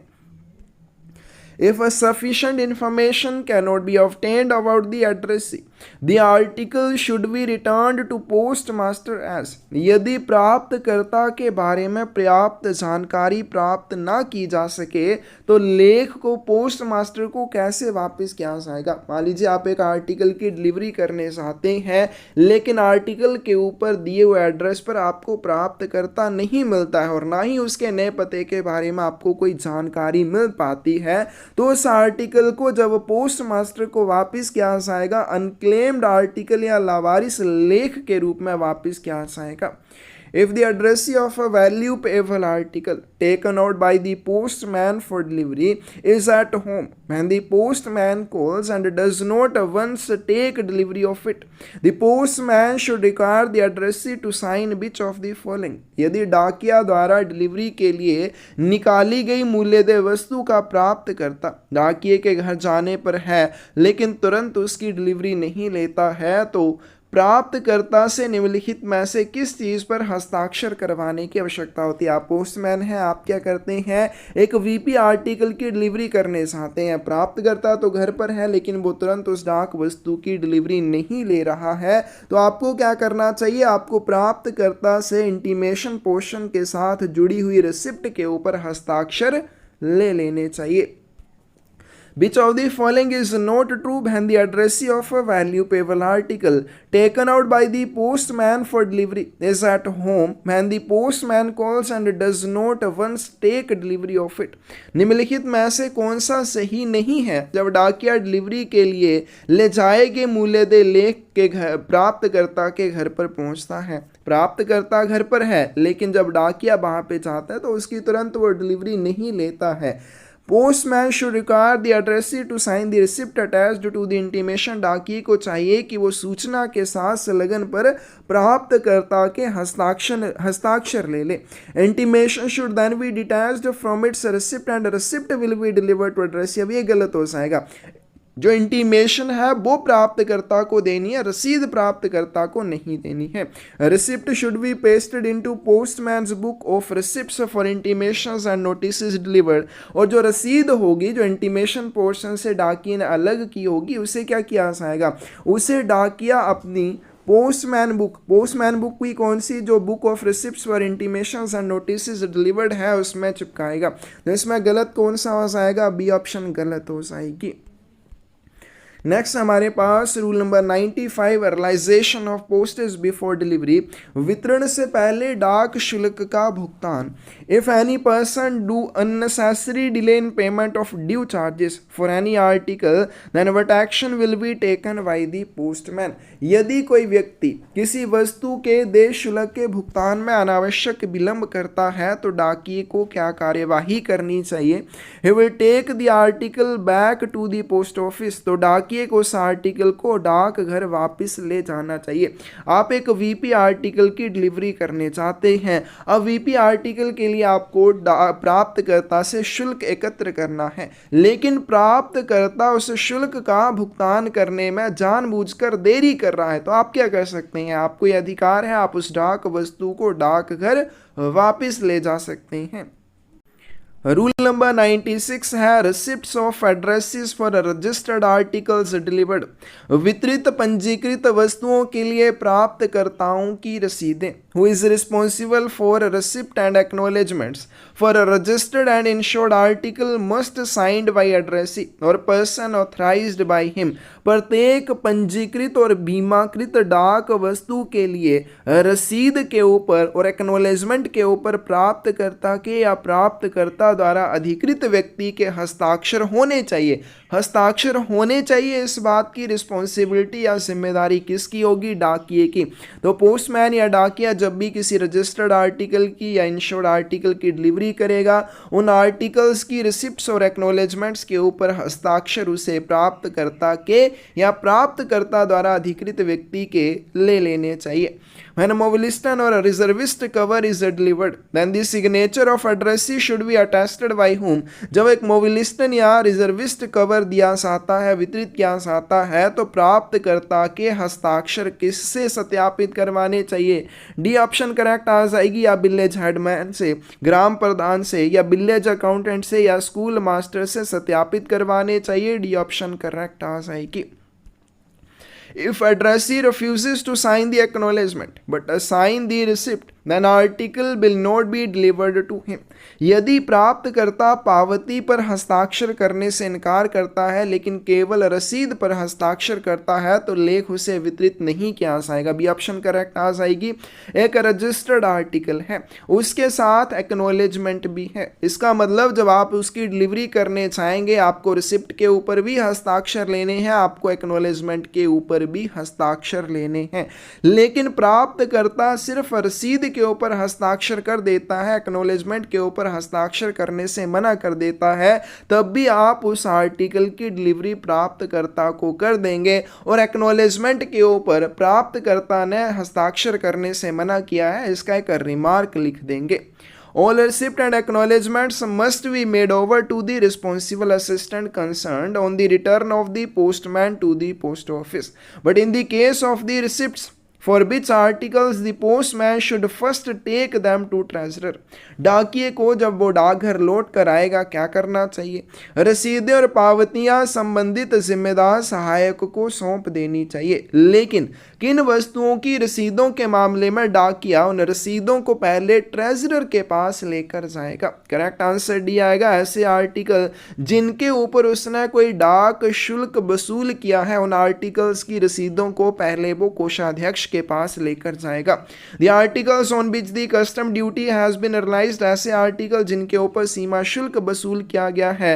The articles on which the postal fees or redirection fees has been realized, ऐसे आर्टिकल जिनके ऊपर डाक शुल्क या पुनर्निर्देशन शुल्क वसूल किया गया। तो ऐसी वस्तुएं जिनके ऊपर कोई भी डाक शुल्क या अन्य शुल्क वसूल किया गया, उन डाक वस्तुओं की रसीदें डाकिए द्वारा पहले ट्रेजरर के पास लेकर जाई जाएंगी, उसके बाद उन्हें उनके संबंधित सहायकों के पास पहुंचाया जाएगा।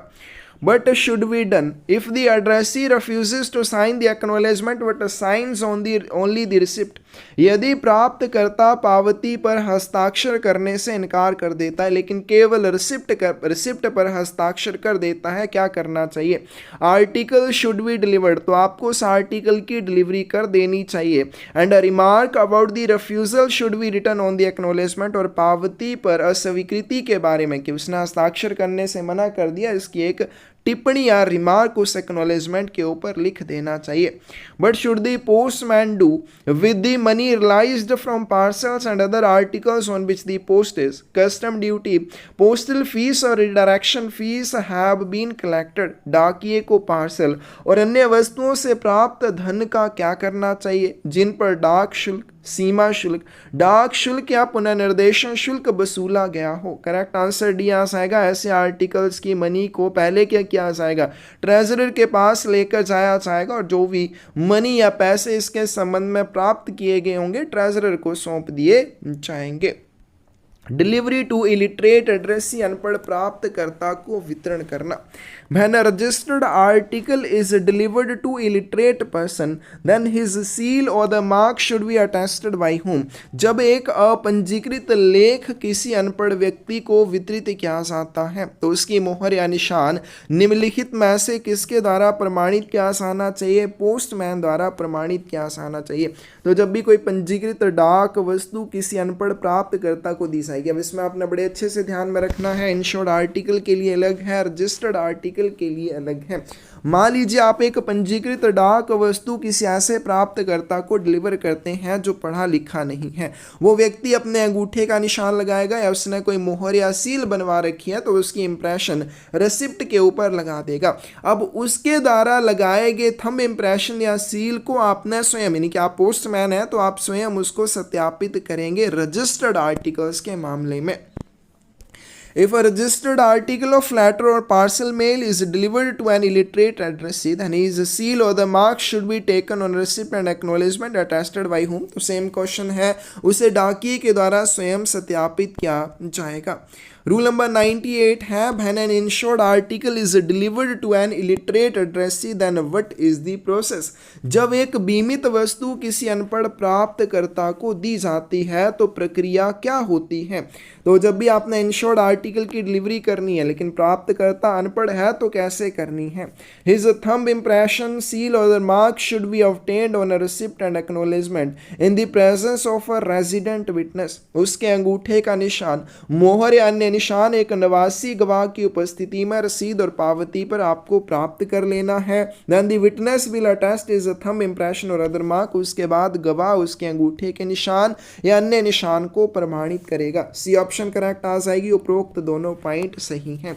तो अगर किसी भी इंश्योर्ड आर्टिकल की डिलीवरी किसी अनपढ़ प्राप्तकर्ता को करनी है, क्योंकि इंश्योर्ड आर्टिकल है तो रिसिप्ट और एक्नॉलेजमेंट दोनों के ऊपर आपको हस्ताक्षर अंगूठे का निशान और क्या चाहिए? सील या अदर मार्क चाहिए। तो जब भी किसी अनपढ़ प्राप्तकर्ता को इंश्योर्ड आर्टिकल डिलीवर करेंगे, रिसिप्ट और एक्नॉलेजमेंट के ऊपर उस अनपढ़ व्यक्ति के अंगूठे का निशान या अदर मार्क प्राप्त कर लेंगे। फिर उसके बाद कैसे करेंगे कि रेजिडेंट विटनेस, निवासी गवाह की उपस्थिति में करेंगे और निवासी गवाह से ही उस अनपढ़ व्यक्ति के अंगूठे के निशान या सील के निशान को अटेस्टेड करवाना है। इंश्योर्ड आर्टिकल के मामले में अटेस्टेशन पोस्टमैन नहीं करेगा। If the addressee of an insured article is illiterate, then his thumb impression or other mark should be obtained on the receipt and acknowledgement, which should be attested by whose signature। तो हमने ये question अभी ऊपर कर लिया कि अगर कोई भी बीमाकृत डाक वस्तु है और उसका प्राप्तकर्ता अनपढ़ है तो रसीद और पावती पर उसके अंगूठे का निशान या अन्य निशान लिया जाएगा, जिसे कौन प्रमाणित करेगा? एक निवासी गवाह रेजिडेंट विटनेस सत्यापित करेगा। Delivery of insured articles addressed to miners, बहुत ही इंपॉर्टेंट। नाबालिगों को संबोधित बीमाकृत वस्तुओं की डिलीवरी या वितरण कैसे किया जाएगा? Which of the following is incorrect, इनमें से कौन सा गलत है? Insured article will always be delivered to minor in the presence of person in whose care he may be living at the time। बीमित वस्तु हमेशा उस व्यक्ति की उपस्थिति में माइनर को दी जाएगी जिसकी देखभाल में माइनर उस समय रह रहा होगा। तो यहाँ पे सबसे जो मेन चीज़ है वो क्या है कि आपने इंश्योर्ड आर्टिकल की डिलीवरी किसको करनी है? आपने इंश्योर्ड आर्टिकल की डिलीवरी स्वयं माइनर को करनी है, किसी और को नहीं करेंगे, ना उसके माता पिता को ना उसके गार्जियन को। किसको करेंगे? माइनर को। कैसे करेंगे? तो जब भी इंश्योर्ड आर्टिकल की डिलीवरी माइनर को की जाएगी तो माइनर जिसकी भी देखभाल में रह रहा होगा उस व्यक्ति की देखभाल में या प्रेजेंस में ही आप माइनर को इंश्योर्ड आर्टिकल डिलीवर करेंगे। Minor's signature on receipt and acknowledgement has been attested by that person in whose care he may be living at the time. और माइनर उस समय जिस भी व्यक्ति की देखभाल में होगा उस व्यक्ति से आपने माइनर के हस्ताक्षर, अगर माइनर ज़्यादा छोटा है वो हस्ताक्षर नहीं कर सकता तो अंगूठे के निशान को उस व्यक्ति से आपने सत्यापित करवा लेना है। किस व्यक्ति से सत्यापित करवा लेना है? जिस व्यक्ति की देखभाल में माइनर रह रहा होगा। नो नीड ऑफ अटेस्टेशन, जो कि गलत हो जाएगा, सत्यापन आपको करवाना पड़ेगा। तो जब भी किसी माइनर को इंश्योर्ड आर्टिकल की डिलीवरी की जाएगी हमेशा उस व्यक्ति की प्रेजेंस में की जाएगी जिसके साथ माइनर उस समय रह रहा होगा, और जिसके साथ माइनर रह रहा होगा उस व्यक्ति से माइनर के अंगूठे के निशान को या सिग्नेचर को अटेस्टेड भी करवाना होगा। Which of the following is not true about delivery of insured articles addressed to minors? नाबालिगों को संबोधित बीमाकृत वस्तुओं की डिलीवरी के बारे में कौन सा सही नहीं है? करेक्ट आंसर यहाँ आएगा insured article will be delivered to guardian of the minor, कि जो बीमित वस्तु है वो नाबालिग के अभिभावक को दी जाएगी नहीं। बीमित वस्तु हमेशा अगर माइनर के लिए है तो माइनर को ही दी जानी है। In the case of a pardanashin woman who has no agent, What should the postman do before delivering the article? एक महिला है, और कैसी महिला है? घूंघट में रहने वाली महिला, और उसका कोई भी एजेंट नहीं है जो उसकी ओर से आर्टिकल की डिलीवरी ले सके। डाकिया को आर्टिकल डिलीवर करने से पहले क्या करना चाहिए? सी ऑप्शन करेक्ट आ जाएगी। हैव अ सिग्नेचर और mark attested by a respectable witness known to postman and deliver the article to the witness. अब ये भी बहुत इंपॉर्टेंट क्वेश्चन है कि अगर कोई पंजीकृत डाक वस्तु किसी घूंघट में रहने वाली महिला के लिए आती है, आप चाहे वो पढ़ी लिखी है चाहे वो अनपढ़ है, ऐसे मामले में आपने रिसिप्ट के ऊपर उस महिला के हस्ताक्षर अंगूठे का निशान प्राप्त कर लेना है। और आपने अंगूठे का निशान प्राप्त कर लिया, उसके बाद क्या करना है कि आपने उस आर्टिकल के ऊपर उस आर्टिकल की डिलीवरी एक गवाह को करनी है और उस गवाह से उस महिला के हस्ताक्षर अंगूठे के निशान को भी सत्यापित करवाना है। यानी कि रजिस्टर्ड आर्टिकल आपने कभी भी घूंघट में रहने वाली महिला को डायरेक्ट नहीं देना है, उस विटनेस को, उस गवाह को देना है जो उस महिला के हस्ताक्षर अंगूठे के निशान को सत्यापित करता है। Payment of electronic money orders, electronic money order का भुगतान। If a postman ask for or receive commission on paying electronic money order, यदि कोई डाकिया मनी ऑर्डर का भुगतान करने पर कमीशन मांगता है या कमीशन प्राप्त करता है, will be liable to removal, वो रिमूवल के लिए उत्तरदायी हो जाता है। Acknowledgments relating to money orders issued in favour of officers of government or municipal boards, the payee can keep the acknowledgment. Important point है, ऐसे इलेक्ट्रॉनिक मनी ऑर्डर जो सरकार या नगर निगम बोर्ड के अधिकारियों के लिए जारी किए गए हों उनकी पावती, वैसे जो एक्नॉलेजमेंट किसको भेजी जाती है? सिग्नेचर करवाने के बाद वो उसके रिमीटर को भेजी जाती है। लेकिन जो भी मनी ऑर्डर सरकार या नगर निगम बोर्ड के अधिकारियों के पक्ष में जारी किए जाते हैं, उनकी पावती ये स्वयं अपने पास रख सकते हैं और उनको एक विभागीय रसीद अपनी तरफ से जारी कर देते हैं। इन द केस ऑफ अनक्लेम्ड और refused electronic money order which is repaid to the remitter, his signature should be taken on the receipt and which should be detached and handed over to remitter। लावारिस या स्वीकृत electronic money order के मामले में जो प्रेषक को चुकाया जाता है, रसीद पर उसके हस्ताक्षर लिए जाने चाहिए और किसको अलग करके प्रेषक को सौंप दिया जाना चाहिए। इसी ऑप्शन करेक्ट आ जाएगी। कूपन जो है वो प्रेषक को सौंप दिया जाएगा। The amount of electronic money order is payable to an illiterate villager is less than how many rupees, and there is no literate man in the village to witness the payment. The electronic money order will pay to him in the presence of an illiterate witness। मान लीजिए कोई एक electronic money order आता है और किसी अनपढ़ व्यक्ति के लिए आता है। अगर उसकी राशि कितने रुपए से कम है और भुगतान का गवाह बनने के लिए गांव में कोई पढ़ा लिखा व्यक्ति भी नहीं है, तो इलेक्ट्रॉनिक मनी ऑर्डर पर उसे एक अनपढ़ गवाह की उपस्थिति में दिया जाएगा। तो इसका करेक्ट आंसर यह आ जाएगा, कोई भी इलेक्ट्रॉनिक मनी ऑर्डर अगर राशि 5 रुपए से ज़्यादा की नहीं है और मान लीजिए उस गाँव में जहाँ पे आप मनी ऑर्डर डिलीवर करने गए हैं कोई पढ़ा लिखा व्यक्ति नहीं है जो अटेस्टेशन कर सके, तो इलेक्ट्रॉनिक मनी ऑर्डर जो है इलिटरेट विटनेस की प्रेजेंस में ही उस अनपढ़ व्यक्ति को या पेई को दिया जा सकता है।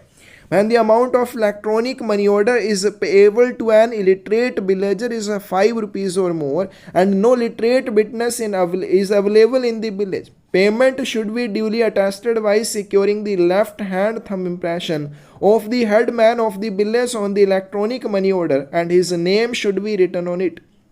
तो मान लीजिए एक अशिक्षित ग्रामीण है, अनपढ़ व्यक्ति है और उसके लिए इलेक्ट्रॉनिक मनी ऑर्डर आता है जिसकी राशि 5 रुपये या 5 रुपये से ज़्यादा है और गांव में कोई पढ़ा लिखा व्यक्ति नहीं है जो अटेस्टेशन कर सके उसके अंगूठे के निशान के लिए, तो भुगतान जो है गांव के मुखिया के बाएं हाथ के अंगूठे का निशान लगाकर विधिवत रूप से सत्यापित करवानी। यानी कि यहाँ पे आप अटेस्टेशन कैसे करवाएंगे, उस गाँव के मुखिया के बाएं हाथ के अंगूठे का निशान लगाकर अटेस्टेशन करवाएंगे और उस मनी ऑर्डर की आप कह सकते हैं पेमेंट करेंगे। ए ऑप्शन करेक्ट आ जाएगी। When a pension electronic money order is paid to a departmental pensioner, postman should endorse under his dated signature on the back of the acknowledgement portion of the electronic money order a certificate in English or regional language to the effect that जब किसी विभागीय pension भोगी को electronic money order का भुगतान किया जाता है तो डाकिये को इलेक्ट्रॉनिक मनी ऑर्डर के पावती भाग के पीछे अपने दिनांकित हस्ताक्षर के तहत अंग्रेजी क्षेत्रीय भाषा में साक्ष्य का एक प्रमाण पत्र अंकित करना चाहिए कि, तो इसका करेक्ट आंसर बी आ जाएगा। Pensioner is alive on the date of payment की भुगतान की तारीख को पेंशन भोगी जीवित है। तो जब भी क्या हो जाएगा, जब भी किसी डिपार्टमेंटल पेंशनर को इलेक्ट्रॉनिक मनी ऑर्डर दिया जाएगा, पेंशन इलेक्ट्रॉनिक मनी ऑर्डर दिया जाएगा, तो डाकिये को उसके पीछे एक सर्टिफिकेट लिखना होगा इंग्लिश या रीजनल लैंग्वेज में कि भुगतान की तारीख को पेंशन भोगी जीवित है। नेक्स्ट हमारे पास which of the following must be signed by postman in acknowledgement of money orders and cash made over to them for payment. भुगतान के लिए डब्बी डाकिये को मनी ऑर्डर और नकदी की प्राप्ति दी जाती है, नकदी दी जाती है, तो डाकिये को इसके लिए कहाँ पे हस्ताक्षर करने होंगे। करेक्ट आंसर बी आ जाएगा on the register of money orders received, उसे प्राप्त मनी ऑर्डर्स के रजिस्टर पर इस चीज़ के लिए हस्ताक्षर करने होंगे। Which portion of a VPMO should be cut off and delivered to payee at the time of payment. भुगतान के समय वीपीएमओ का कौन सा पोर्शन काट कर भुगतानकर्ता को दे दिया जाता है। इंटीमेशन पोर्शन जो है वो एड्रेसी को दे दिया जाता है। If the pay of a money order be a blind person, then which procedure will be followed for payment?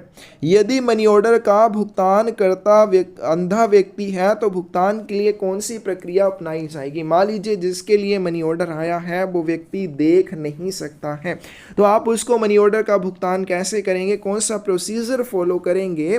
The procedure for payment to an illiterate payee, जो प्रोसीजर अनपढ़ प्राप्तकर्ता को या भुगतानकर्ता को भुगतान के लिए करते हैं। हैं कि अगर किसी भी अनपढ़ व्यक्ति के लिए इलेक्ट्रॉनिक मनी ऑर्डर आता है तो उसका भुगतान कैसे करना है, वही प्रोसीजर आप फॉलो करेंगे जब मनी ऑर्डर किसी नेत्रहीन व्यक्ति के लिए आता है। He must be done with all electronic money orders issued for payment before the post office closes for the day. डाकघर बंद होने से पहले भुगतान के लिए जारी किए गए सभी इलेक्ट्रॉनिक मनी ऑर्डर्स का क्या किया जाना चाहिए। All electronic money orders and acknowledgements must be returned to the money order assistant. जितने भी इलेक्ट्रॉनिक मनी ऑर्डर उनकी रसीदें एक्नॉलेजमेंट्स या पावतियां होंगी वो मनी ऑर्डर असिस्टेंट को वापस करनी होंगी। And any undisbursed money must be handed over to treasurer, और उनके संबंध में बची हुई अवितरित राशि को आपने ट्रेजरर को वापस करना है। Why should the accounts between the postman, the treasurer and the electronic money order assistant be settled? डाकिया, कोषाध्यक्ष और इलेक्ट्रॉनिक मनी ऑर्डर सहायक के बीच अकाउंट्स का निपटारा कब किया जाता है? Before the close of the office on the same day, उसी दिन कार्यालय बंद होने से पहले। अब क्या होगा देखिए, इसमें 3 व्यक्तियों की इन्वॉल्वमेंट रहेगी जब भी इलेक्ट्रॉनिक मनी ऑर्डर भुगतान के लिए दिए जाएंगे। एक इलेक्ट्रॉनिक मनी ऑर्डर असिस्टेंट की रहेगी, दूसरी ट्रेजरर की रहेगी और तीसरी पोस्टमैन की रहेगी। अब पोस्टमैन क्या करेगा? इलेक्ट्रॉनिक मनी ऑर्डर असिस्टेंट से इलेक्ट्रॉनिक मनी ऑर्डर लेगा और ट्रेजरर से नकदी प्राप्त करेगा। अब इन तीनों के बीच के जो अकाउंट होंगे सेम डे पर एडजस्ट किए जाएंगे, तभी इनका आपस में हिसाब मिलेगा, तभी ये समझ पाएंगे कि किसने क्या काम किया है, कितनी नकदी बची है, कितने इलेक्ट्रॉनिक मनी ऑर्डर बचे हैं या कितने की पेमेंट की है। नेक्स्ट हमारे पास electronic money orders addressed to minors, नाबालिगों को संबोधित electronic money order. Form of indemnity bond may be obtained from whom, क्षतिपूर्ति बॉन्ड प्रपत्र किससे प्राप्त किया जा सकता है? पोस्ट मास्टर से प्राप्त किया जा सकता है। What is the process when electronic money order is addressed to a minor and the minor is under years of discretion and living with his parents or lawful guardian? जब अवयस्क विवेक के वर्षों से नीचे हो, यानी कि विवेकाधीन आयु से नीचे हो तथा अपने माता पिता या कानूनी अभिभावक के साथ रह रहा हो, तो अवयस्क को संबोधित इलेक्ट्रॉनिक मनी ऑर्डर का भुगतान कैसे किया जाएगा? बहुत ही इंपॉर्टेंट है। Payment should be made to parent or guardian on his signing the electronic money order on behalf of minor. नाबालिग की ओर से इलेक्ट्रॉनिक मनी ऑर्डर पर हस्ताक्षर करने पर माता पिता या अभिभावक को भुगतान किया जाना चाहिए। अब क्या प्रोसेस होता है? मान लीजिए कोई माइनर है और उसके लिए इलेक्ट्रॉनिक मनी ऑर्डर आता है, और वो क्या है? माइनर जो है अंडर ईयर्स ऑफ डिस्क्रिशन है, विवेकाधीन आयु से नीचे है और अपने माता पिता या कानूनी अभिभावक के साथ रह रहा है। तो पेमेंट जो किसको कर दी जाएगी? माइनर की ओर से माता पिता या गार्डियन के द्वारा उस मनी ऑर्डर के ऊपर हस्ताक्षर किए जाएंगे, और जो पेमेंट है या भुगतान है वो भी माता पिता या अभिभावक को किया जाएगा। What is the process when electronic money order is addressed to minor who is under years of discretion and is not living with his parent or guardian? अब मान लीजिए माइनर जो वो छोटा है, विवेकाधीन आयु से नीचे है और अपने माता पिता या वैध अभिभावक या कानूनी अभिभावक के साथ नहीं रह रहा है, तो भुगतान कैसे किया जाएगा? Payment should be made to person in whose care and custody the minor for the time being is. भुगतान उस व्यक्ति को किया जाएगा जिसकी देखभाल या हिरासत में नाबालिग उस समय रह रहा होगा। He should have to sign electronic money order, इसके लिए उस व्यक्ति को जिसके पास नाबालिग रह रहा है मनी ऑर्डर के ऊपर हस्ताक्षर करने होंगे।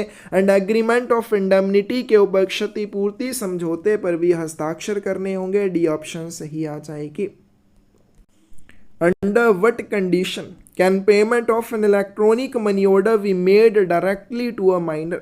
इलेक्ट्रॉनिक मनी ऑर्डर का भुगतान सीधे नाबालिग को किस स्थिति में किया जा सकता है? इसी ऑप्शन करेक्ट आ जाएगी।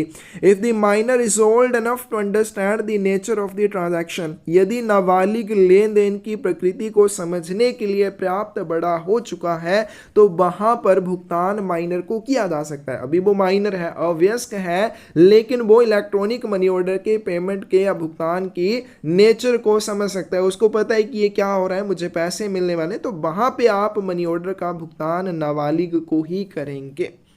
Payment of electronic money orders addressed to persons without hands or fingers, बिना हाथ या उंगलियों वाले व्यक्तियों को संबोधित इलेक्ट्रॉनिक मनी ऑर्डर का भुगतान कैसे किया जाएगा?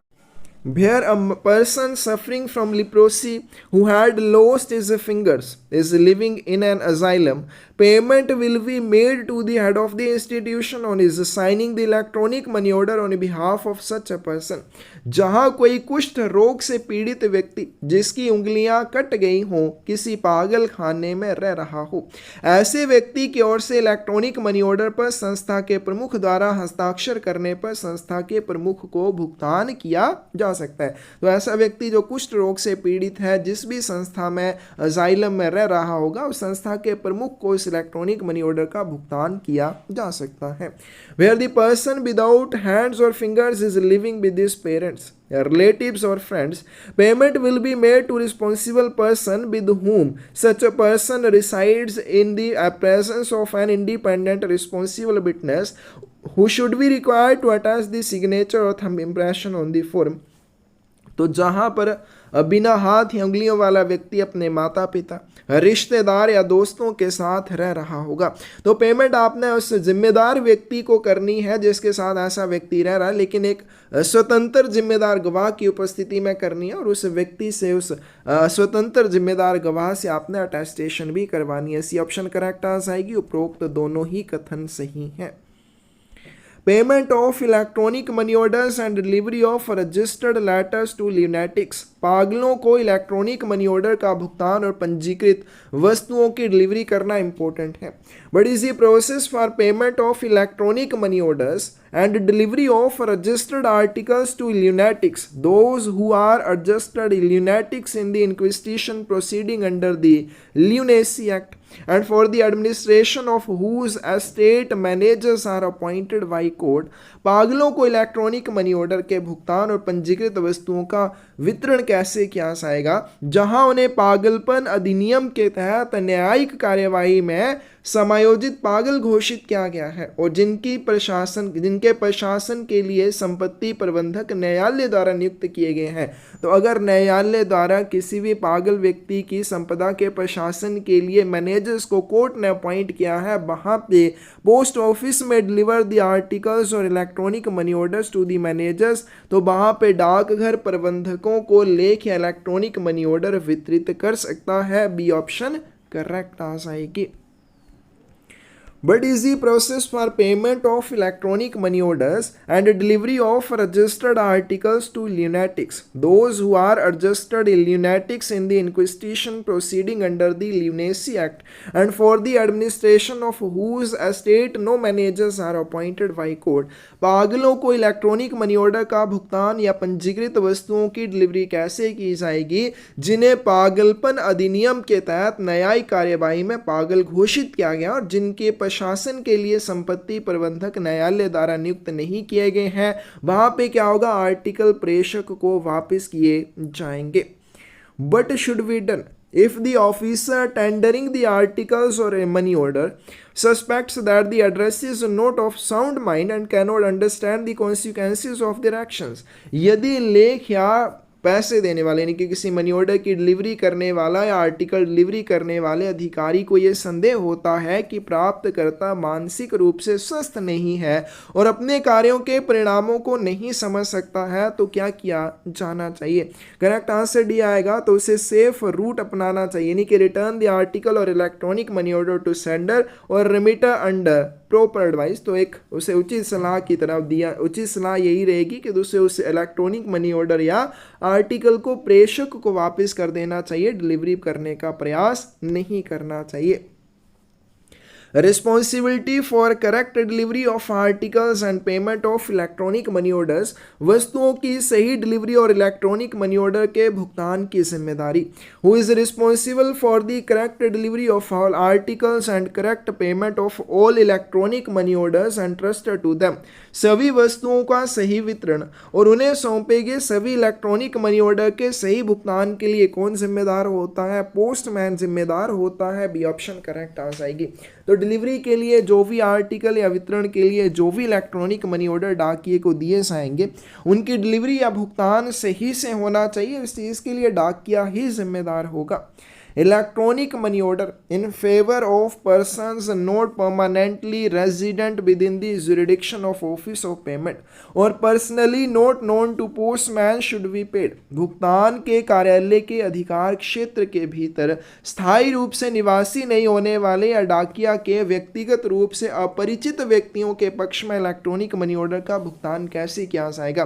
तो अगर किसी ऐसे व्यक्ति के लिए इलेक्ट्रॉनिक मनी ऑर्डर आता है जो ऑफिस ऑफ पेमेंट के जुरिडिक्शन या अधिकार क्षेत्र में परमानेंटली नहीं रहता है या डाकिया उसे पर्सनली नहीं जानता है, payment will be done only on satisfactory proof of identity. तो पहचान के संतोषजनक प्रमाण पर ही भुगतान किया जाएगा। तो जिसके लिए मनी ऑर्डर आया है उसे पहले अपनी पहचान के संतोषजनक प्रमाण सेटिस्फैक्ट्री प्रूफ ऑफ आइडेंटिटी उसे प्रस्तुत करना होगा, उसी के बाद डिलीवरी या भुगतान किया जाएगा।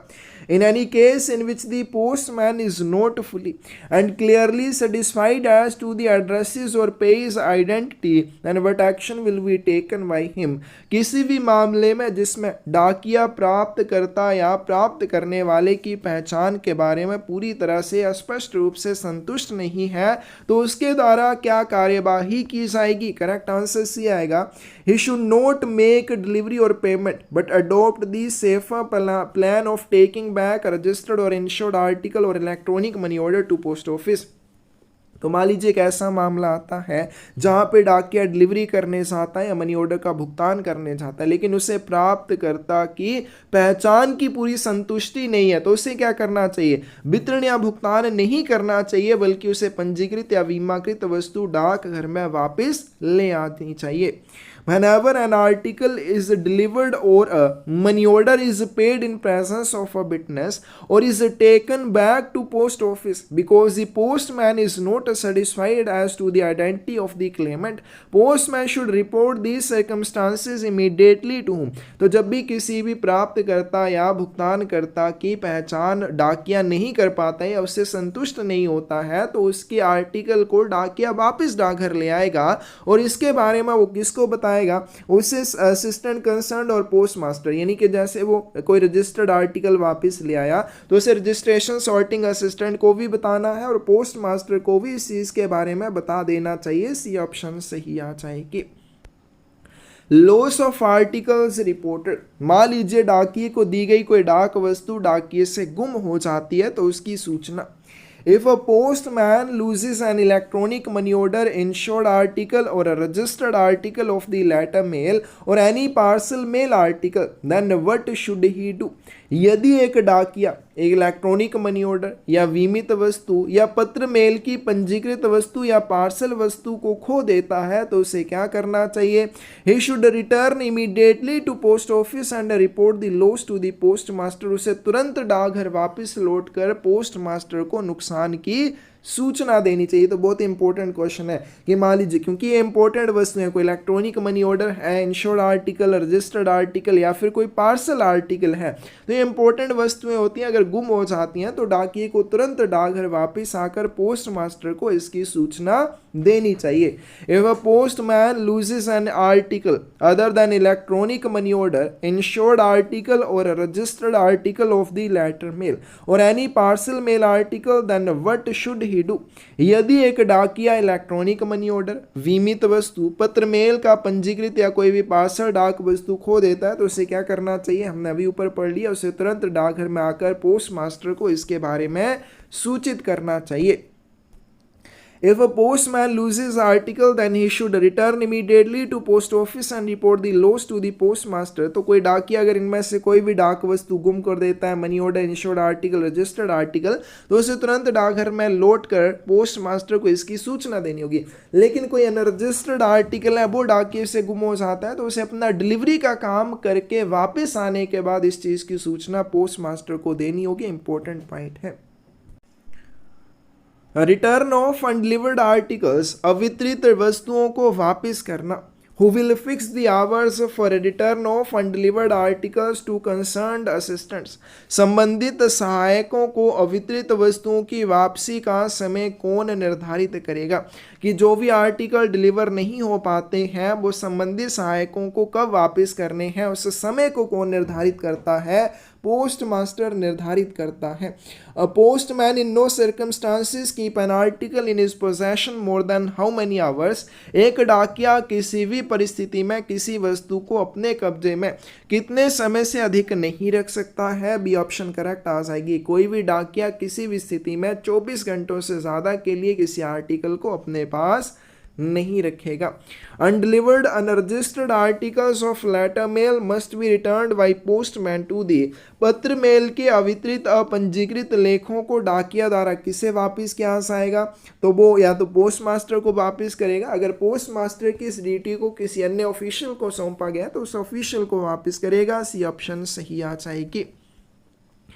पेनल्टीज फॉर डिटेनिंग आर्टिकल, डाक वस्तुओं को रोकने के लिए दंड। If a postman who willfully detains or delays any postal article in his possession or who returns an article falsely representing it as undeliverable but action will be taken against him।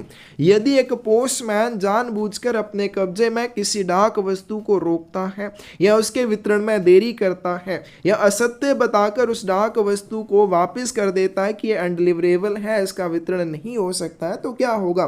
Correct answer B आ जाएगा। Renders himself liable to severe penalties under the post office act. डाकघर अधिनियम के तहत वो खुद को दंड के लिए उत्तरदायी बना लेता है। Penalties for neglect of duty. अब ये मत समझना कि हम एक्स्ट्रा कर रहे हैं, भाई यहाँ से क्वेश्चन पूछे जाते हैं इसलिए हमने इन रूल्स को कवर कर लिया है। कर लेना, एग्जाम में आपको कहीं ना कहीं एक आधा क्वेश्चन यहाँ से एक्स्ट्रा रूल्स में से देखने को मिलेगा, तो वो यहीं से मिलेगा। अ postman who found guilty of eventually loitering on his beat or employing the agency of an authorized person or person connected with the post office to deliver articles entrusted to him for delivery or otherwise neglecting his duty is liable to। एक डाकिया जो आदतन अपनी गश्त में इधर उधर घूमने का दोषी पाया जाता है, डिलीवरी के लिए सौंपी गई वस्तुओं को वितरित करने के लिए अनधिकृत व्यक्ति या डाक घर से असंबंधित व्यक्ति की एजेंसी को नियोजित करता है। मान लीजिए अब डाकिया क्या करता है, एक व्यक्ति नियुक्त कर लेता है कि मैं ड्यूटी पे नहीं आऊँगा, आपने मेरी जगह पे आर्टिकल्स की डिलीवरी करनी है, मैं आपको 10-20 हज़ार रुपये दे दूंगा। तो अगर कोई भी डाकिया इस तरह का काम करते हुए पाया जाता है तो क्या होगा? लायबल टू रिमूवल, उसे हटाया जाएगा। Prosecution in court of law under the post office act और डाकघर अधिनियम के तहत न्यायालय में अभियोजन के लिए भी उसको क्या आएगा, यानी कि उसके ऊपर कानूनी कार्यवाही भी होगी। इसी ऑप्शन करेक्ट आ जाएगी। नेक्स्ट चलते हैं एडिशनल ड्यूटीज ऑफ पोस्टमैन, डाकिये के अतिरिक्त कर्तव्य। Which of the following is true about additional duties of a postman, डाकिये के अतिरिक्त कर्तव्यों के बारे में कौन सा सही है? He should deliver pamphlets and brochures presented under direct post। उसे डायरेक्ट पोस्ट के तहत प्रस्तुत पैम्पलेट और ब्राउशर वितरित करने चाहिए। He should assist in table sorting, segregation of missing articles, misdirected articles and beat sorting। उसे टेबल सॉर्टिंग में सहायता करनी चाहिए, गलत वस्तुएं गलत निर्देशित वस्तुओं को अलग करने में भी, और बीट छंटाई करने में भी सहायता करनी चाहिए। He should act as an agent for promoting PLI और RPLI and business development products। उसे RPLI, PLI और व्यवसाय विकास उत्पादों को बढ़ावा देने के लिए एजेंट के रूप में भी काम करना चाहिए। डी ऑप्शन करेक्ट आ जाएगी। It is the postman duties to data entry in various software modules of all mail articles given to them for delivery। This duty will be performed during वितरण के लिए जो भी आर्टिकल डाकिये को दिए जाते हैं उन लेखों को विभिन्न सॉफ्टवेयर मॉड्यूल में प्रविष्टि करना, डाटा प्रविष्टि करना डाकिये का कर्तव्य होता है। और ये जो कर्तव्य है, काम है, किस समय की अवधि के लिए क्या आएगा? तो ये जो काम है 80 मिनट की अवधि के लिए क्या आता है? इसमें आवर्स ऑफ डिलीवरी से पहले 60 मिनट और बीट से अगस्त से वापस लौट कर आने पर 20 मिनट तक के लिए ये काम क्या आएगा? डी ऑप्शन सही आ जाएगी। It is the duty of postman for data entry in various software modules of all mail articles given to them for delivery। This duty will be performed for which period? डाकिये को जो भी article delivery के लिए दिए जाते हैं उनकी विभिन्न सॉफ्टवेयर मॉड्यूल में डाटा प्रविष्टि करना डाकिये का कर्तव्य होगा। और ये कर्तव्य किस अवधि के लिए क्या आता है? तो 80 मिनट की अवधि के लिए ये काम किया जाता है। It is the duty of postman to enter data in various software modules. हमने कर लिया कि ये जो काम है सॉफ्टवेयर मॉड्यूल्स में डाटा प्रविष्टि करने का, गश्त में जाने से पहले 60 मिनट के लिए किया जाता है और गश्त से वापस लौट कर आने के बाद 20 मिनट के लिए किया जाता है। नेक्स्ट हमारे पास ड्यूटीज ऑफ मेल अटेंडेंट्स, डाक परिचारकों के क्या कर्तव्य होते हैं। Which of the following is true, इनमें से कौन सा सही है। Mail attendants are employed in post offices situated at or near railway stations where there is no mail offices for the purpose of conveying mail. Mail attendant को railway स्टेशनों पर या उसके पास स्थित डाक घरों में नियुक्त किया जाता है जहां मेल भेजने के उद्देश्य से कोई भी डाक कार्यालय नहीं होता है। He should be employed for clearing letter boxes located at railway stations। उसे रेलवे स्टेशन पर स्थित लेटर बॉक्सेस की निकासी करने के लिए नियुक्त किया जा सकता है। सी ऑप्शन करेक्ट आ जाएगी। Mail boxes kept at railway stations for keeping bags must be provided with how many locks। Railway स्टेशनों पर बैग रखने के लिए जो मेल बॉक्स उपलब्ध होते हैं उनमें कितने ताले लगे होते हैं, उनमें 2 ताले लगे होते हैं।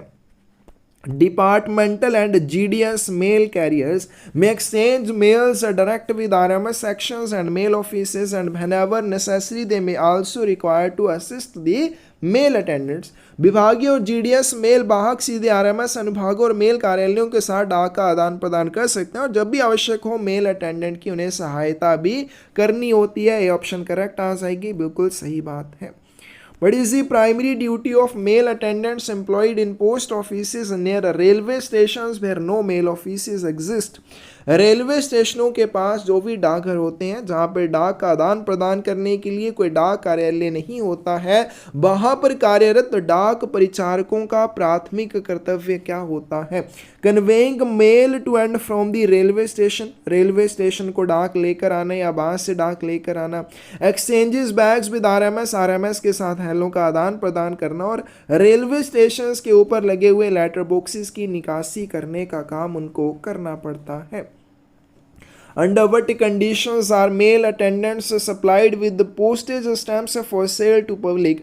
डाक परिचारकों को जनता को बिक्री के लिए डाक टिकट किस शर्त पर दिए जा सकते हैं। If they are not employed to deface postage stamps affixed to articles posted for dispatch, अगर प्रेषण के लिए जो डाक वस्तुओं के ऊपर डाक टिकट लगे होते हैं उनको डिफेस करने का काम उनको ना दिया गया हो तभी उनको डाक टिकट जनता को बेचने के लिए दिए जाते हैं।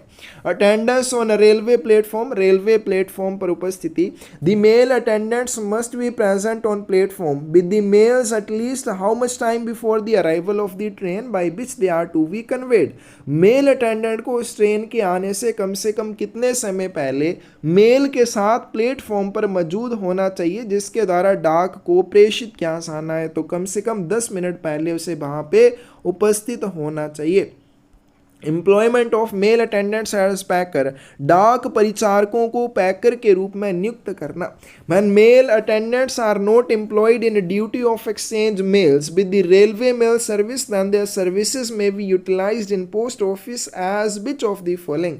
जब मेल परिचारक रेलवे मेल सेवा के साथ मेल के आदान प्रदान के कार्य में नियोजित नहीं होते हैं तो उनकी सेवाओं का उपयोग डाकघर में किस रूप में किया जा सकता है, पैकर के रूप में या डिलीवरी का काम भी उनको दिया जा सकता है।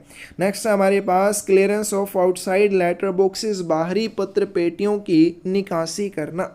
When a letterbox attendant is about to proceed on his rounds, who should make over to him the keys of letterboxes, the changeable hour plates and a bag in which to place articles found in letterboxes? जब एक letter box attendant अपने दौरे पर आगे बढ़ने वाला होता है तो उसे लेटर बॉक्स की चाबियां, बदलने योग्य घंटे वाली प्लेटें और एक थैला जिसमें उसे लेटर बॉक्स में से मिले आर्टिकल्स को रखना होता है कौन उपलब्ध करवाएगा। पोस्ट मास्टर या रिस्पॉन्सिबल असिस्टेंट उपलब्ध करवाता है। सी ऑप्शन करेक्ट आ जाएगी। तो ये थे वॉल्यूम 6 पार्ट 3 के इम्पोर्टेंट क्वेश्चन जिसमें आपके 10 क्वेश्चन आपसे पूछे जाएंगे और अगर आप इन सब क्वेश्चंस को अच्छे से करके जाते हो ये 10 के 10 क्वेश्चन आपके ठीक हो जाएंगे, ये गारंटी है। अगर आपको इन इम्पोर्टेंट क्वेश्चंस की बुक चाहिए क्वेश्चन बुक ले सकते हैं। इसमें इसी तरह से हर टॉपिक के हर रूल वाइज इंपॉर्टेंट क्वेश्चन आपको देखने को मिल जाएंगे, प्रैक्टिस बड़े अच्छे से हो जाएगी। और अगर क्वेश्चन के बुक क्वेश्चन बुक के सभी क्वेश्चंस को आप अच्छे से करके जाते हो, एग्जाम में 90% से ज़्यादा क्वेश्चन आपको इसी बुक में से देखने को मिल जाते हैं। इसके अलावा एमटीएस पोस्टमैन या पीए की तैयारी करने के लिए प्रीवियस से क्वेश्चन पेपर्स की बुक्स लेना चाहते हैं, थ्योरी वाली बुक लेना चाहते हैं या क्वेश्चन बुक ऑर्डर करना चाहते हैं, डिस्क्रिप्शन में साइट का लिंक मिल जाएगा, वहाँ से आप ऑर्डर कर सकते हैं। और या फिर क्लासेस में जुड़ना है या बुक्स के लिए हमें डायरेक्टली भी आप 8627096166 के ऊपर मैसेज कर सकते हैं।